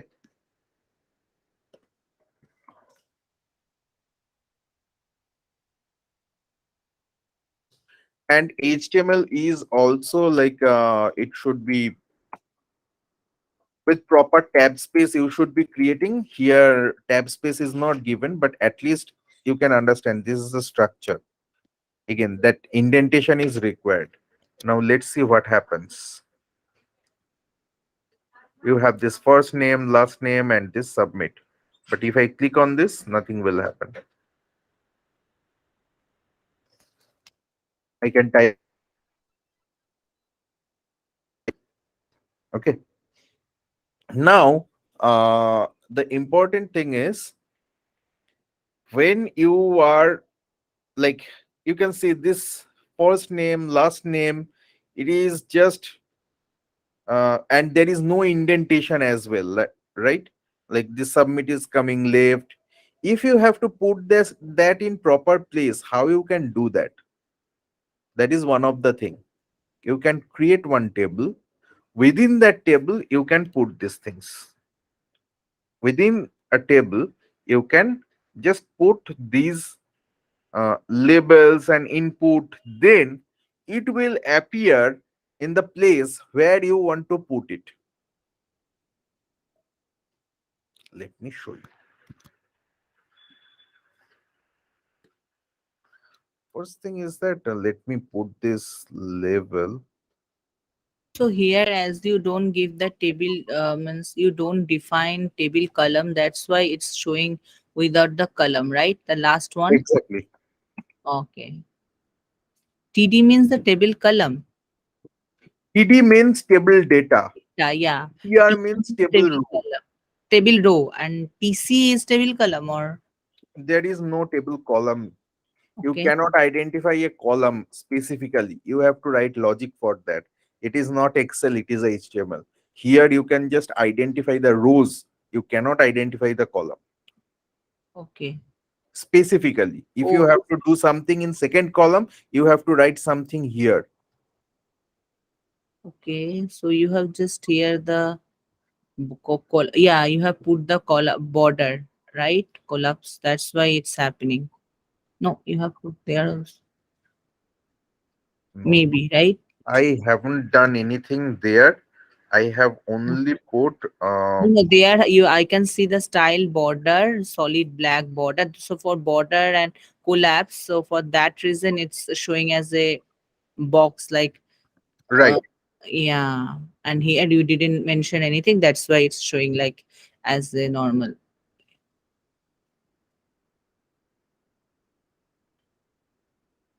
So label for that padding top is not working. But anyway, for now it is not that much required. I can handle it from. So there are different ways to handle different things, right? I can just put Level for means label is nothing but a label which can show something. yeah, I understand, but for means For is this is the name of the label it has given. Okay. For is the name. You can put the name tag as well. That will oh, also level name equal to F name, right? you can say. Okay, okay, yeah. So now you can see some space. How it is coming with this BR tag. BR means break. Break should be used within a paragraph or within standard text only. Break you should not use within table. If you use break within table, it will break the indentation of that table as a whole. Okay. Now let me try to put it within this table so that I can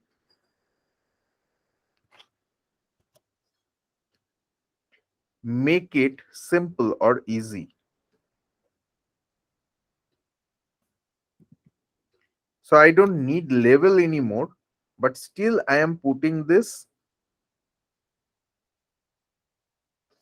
and the space, whatever this table is taking, the maximum space to contain the content of this thing. That's how this table space is getting defined. I can define the table size. Table can be defined in other ways as well. Like I can define what should be the size.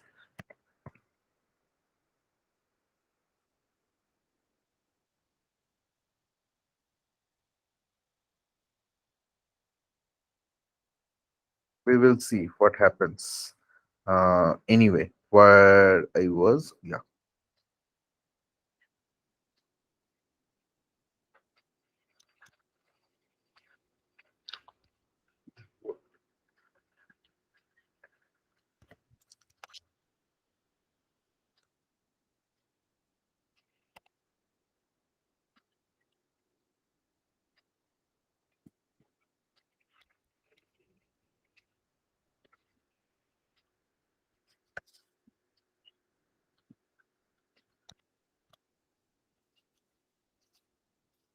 if name and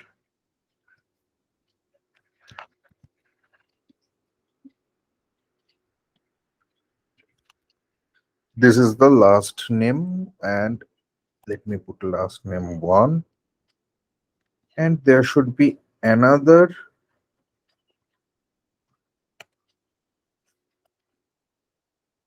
here.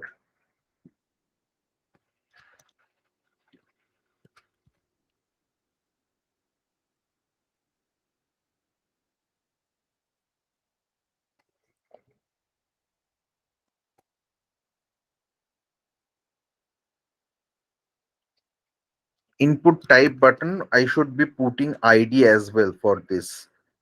So ID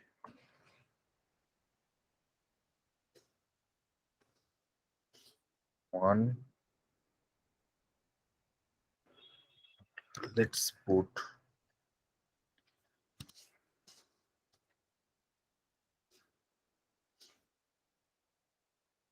let's see what happens. Now you can see this. I have kept this first column blank. That's why it is appearing here. And also this submit, here this submit is coming left, but here it is coming at this position from the left of uh, this thing only. So I haven't put the border and all these things. That's why it is appearing like a same space, but it is not in same space. You can understand that, right? So this submit is still there, but nothing will happen until and unless I am writing some logic for this. So you can see this indentation is changed. Like I have written the same code, but the indentation is changed because I have put this in table and this one I haven't put in any table. Now let's try to do something else, that is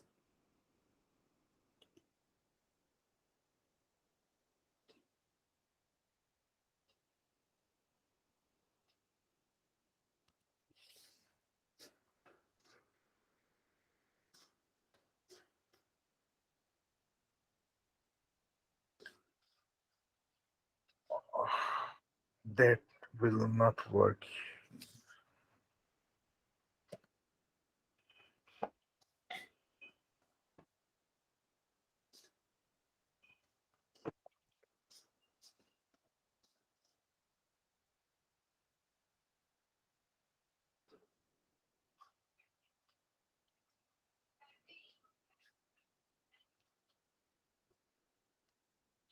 Another important thing is div, that we will discuss.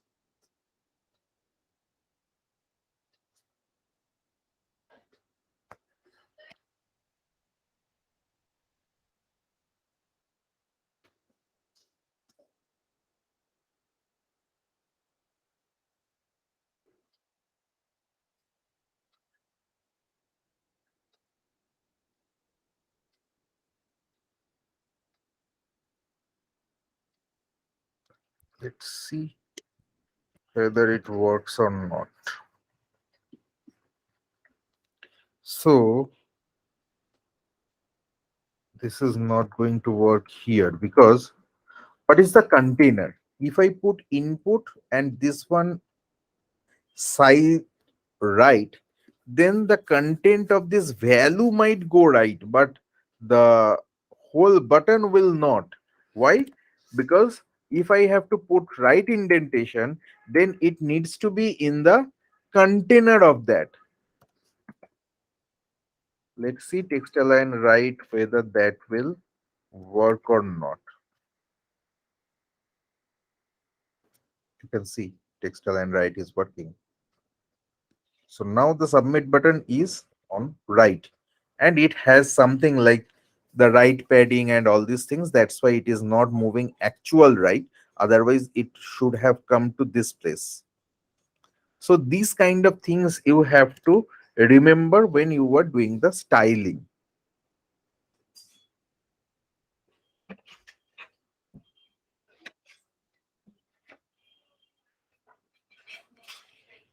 Now let's try to write something in JavaScript. So this is the table elements.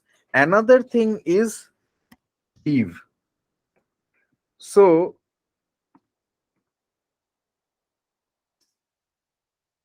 what is div?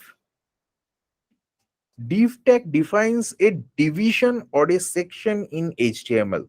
So if I put a whole thing like I just want to put this thing in virtual places, virtual space, I want to segregate that. How I can do that? I can create three divs. One div here, another div will go here. So if I put divs one after another, it has specific styling syntax that I have to put. Otherwise, it will take the whole body. One div will take the whole body or whole space. It cannot say sit side by side until and unless I am putting specific syntax for that. Okay. So div is one of the important thing you have to handle. Okay. Now,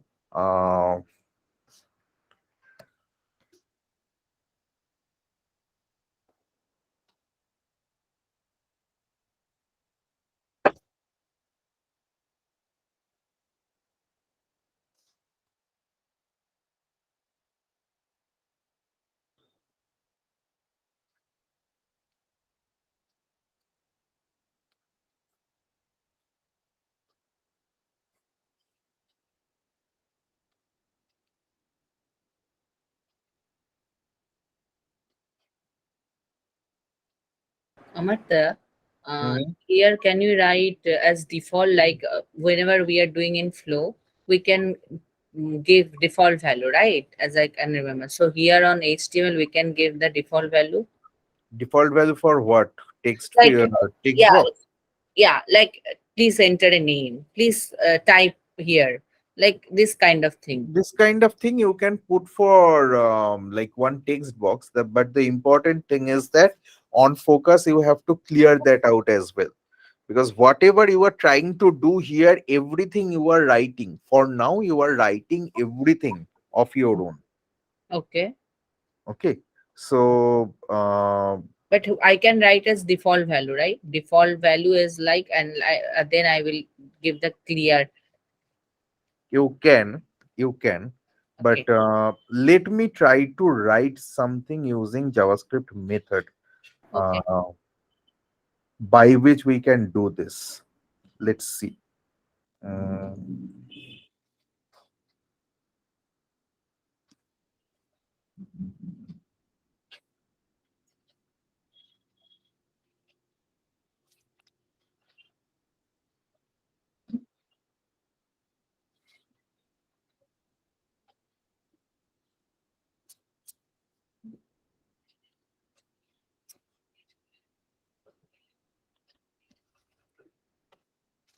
just want to show that from you from a method rather than only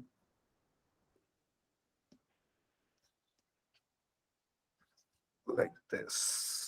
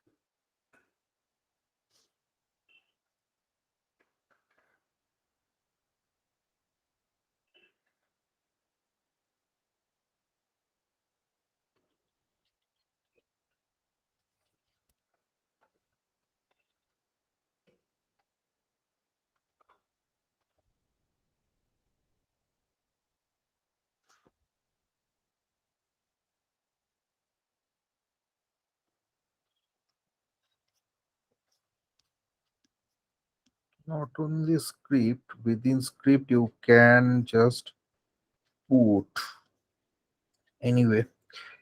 Type JavaScript should be mentioned, but not sure. Here they haven't. Let's see. Now this button name is clear. Now let me put something here. This one also didn't work.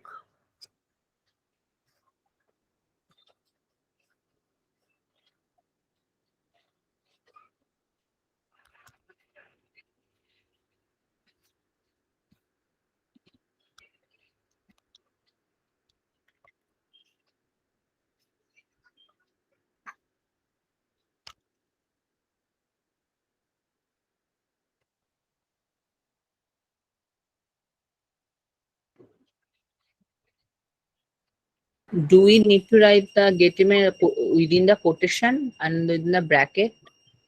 No. Let me see what is the syntactical error here.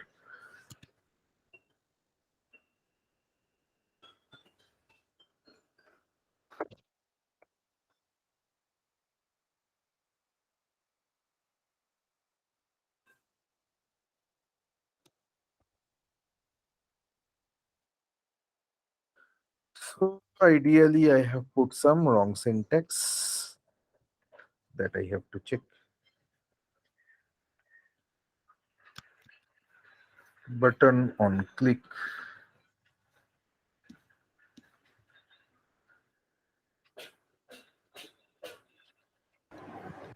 I guess don't need to write the semicolon. Semicolon is to if I have to call multiple methods, then I have to segregate that with semicolon. Right now you have write one method, so I guess Then also it should not make any difference. okay. Ideally, that should not make any difference. Okay. Let's see.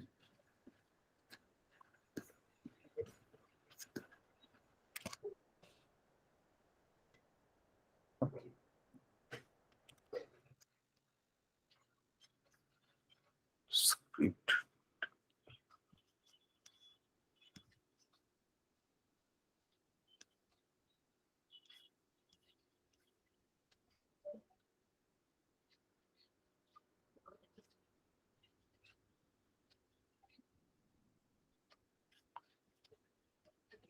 Have I given proper name of that?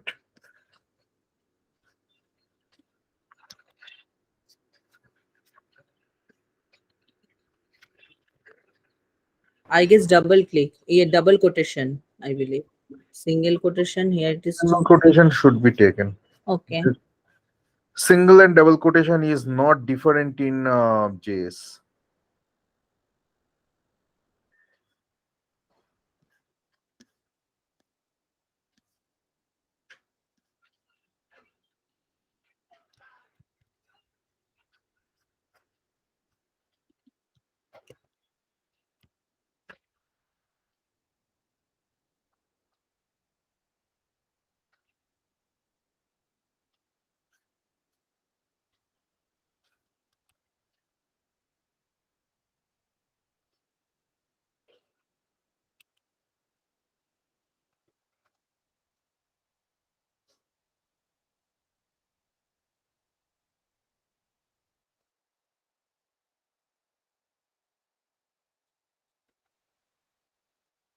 Let's see whether it is getting called or not. No, it is not getting called. So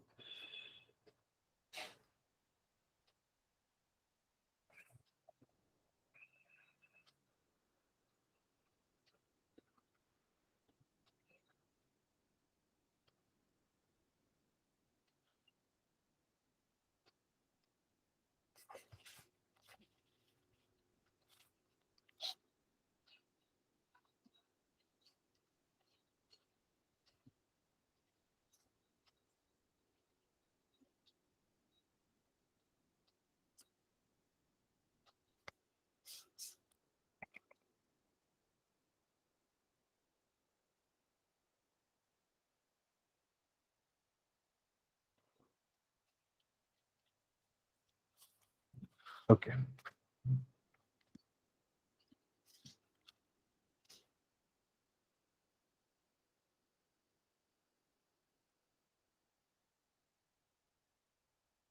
Hmm. So the code, whatever is written, is fine, but it is not getting called. Okay. So let's see why it is not getting called.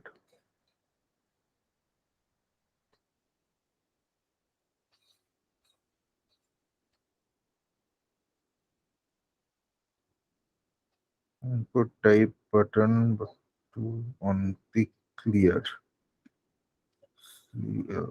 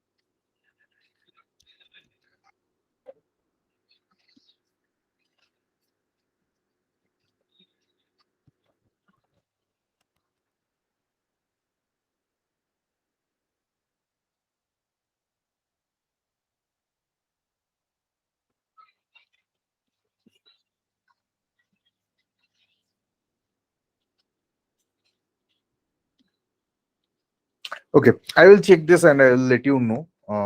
Nothing like that. It is simple thing is it is not getting called. I have to debug it. Like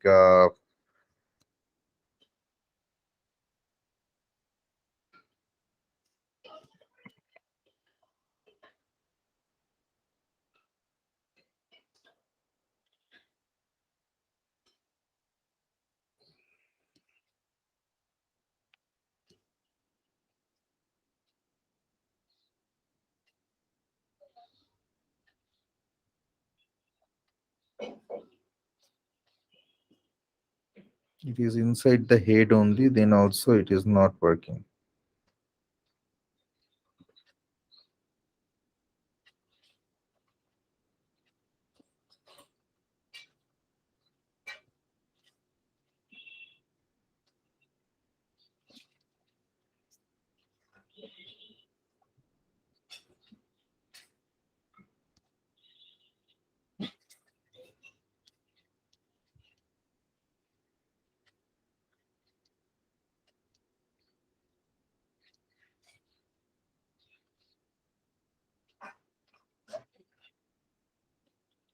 But anyway, what I was just trying to show you, the important thing is document. What is document?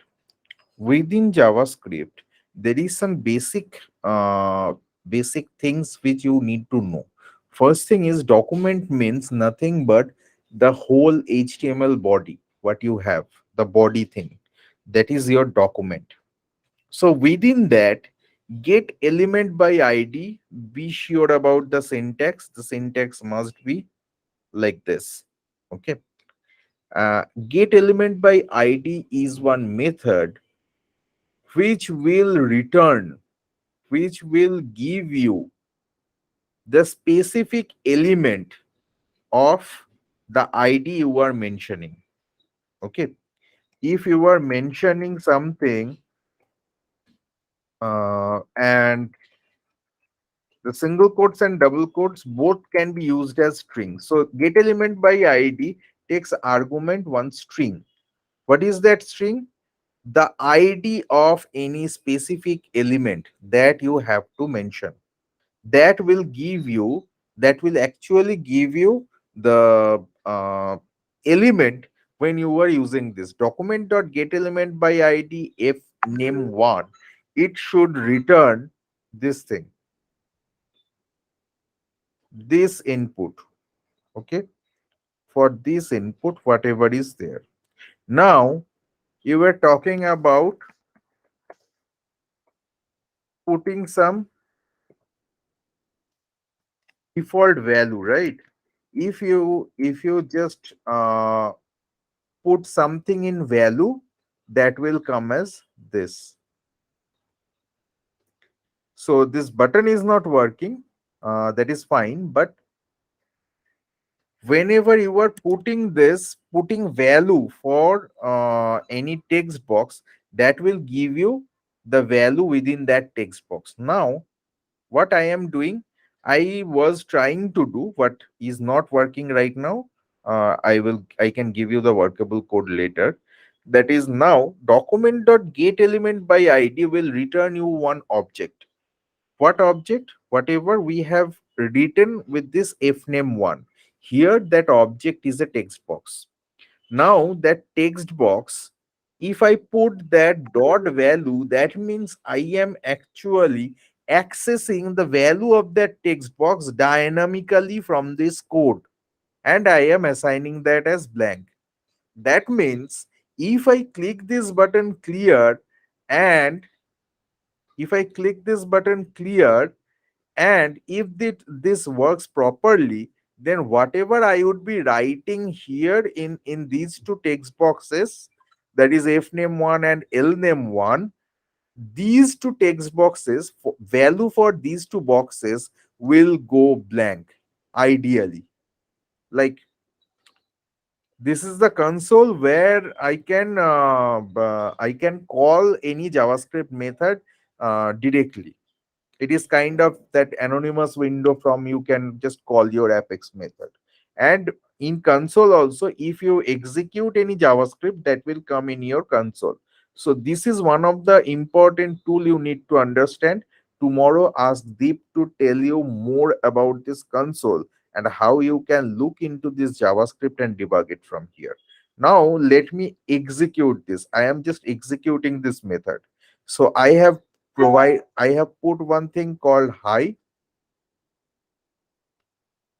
Hi was one alert I have given.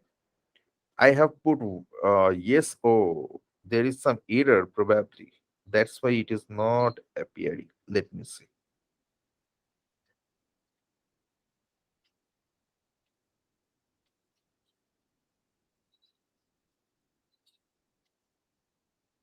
Cannot set properties of null.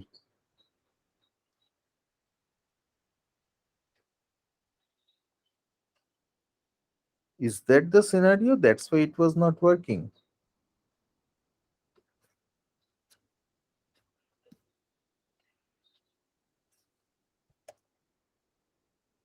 Previously, it was not like that.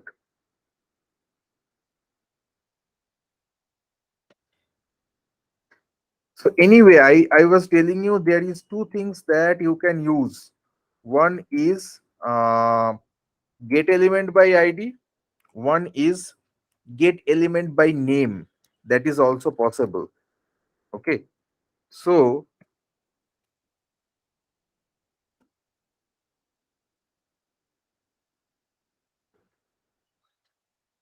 it is actually not identifying this element for some reason.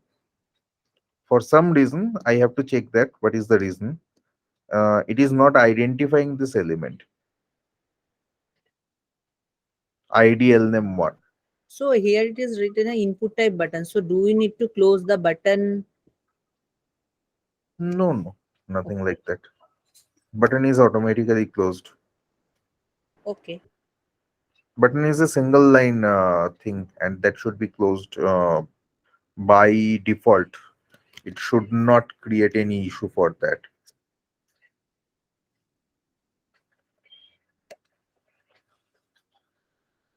The alert is working. Alert is working because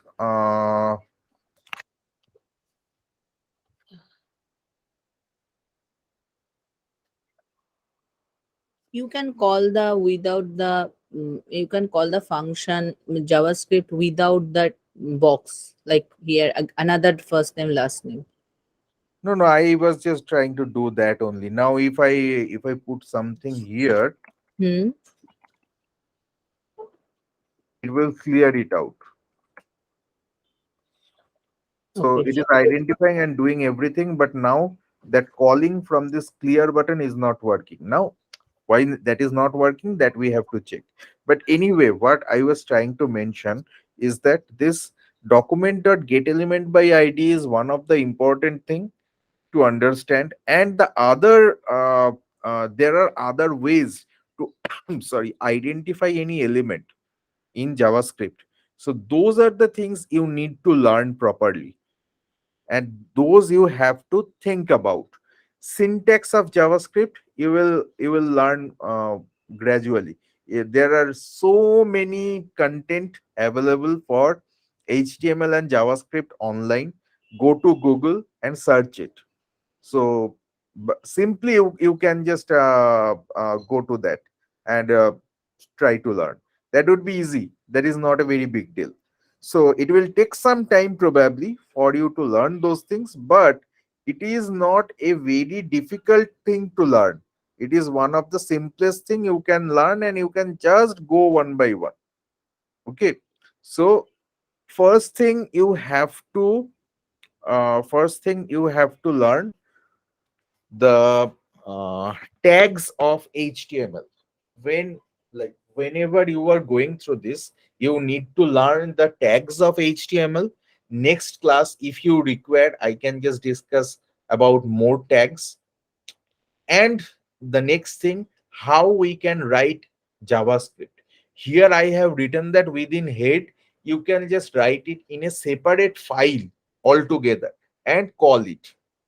In LWC, the JavaScript is written in a separate file, and you don't need to bother about, like, as it is part of framework, don't need to bother about include that or how that can be called. All these things are taken care by Salesforce.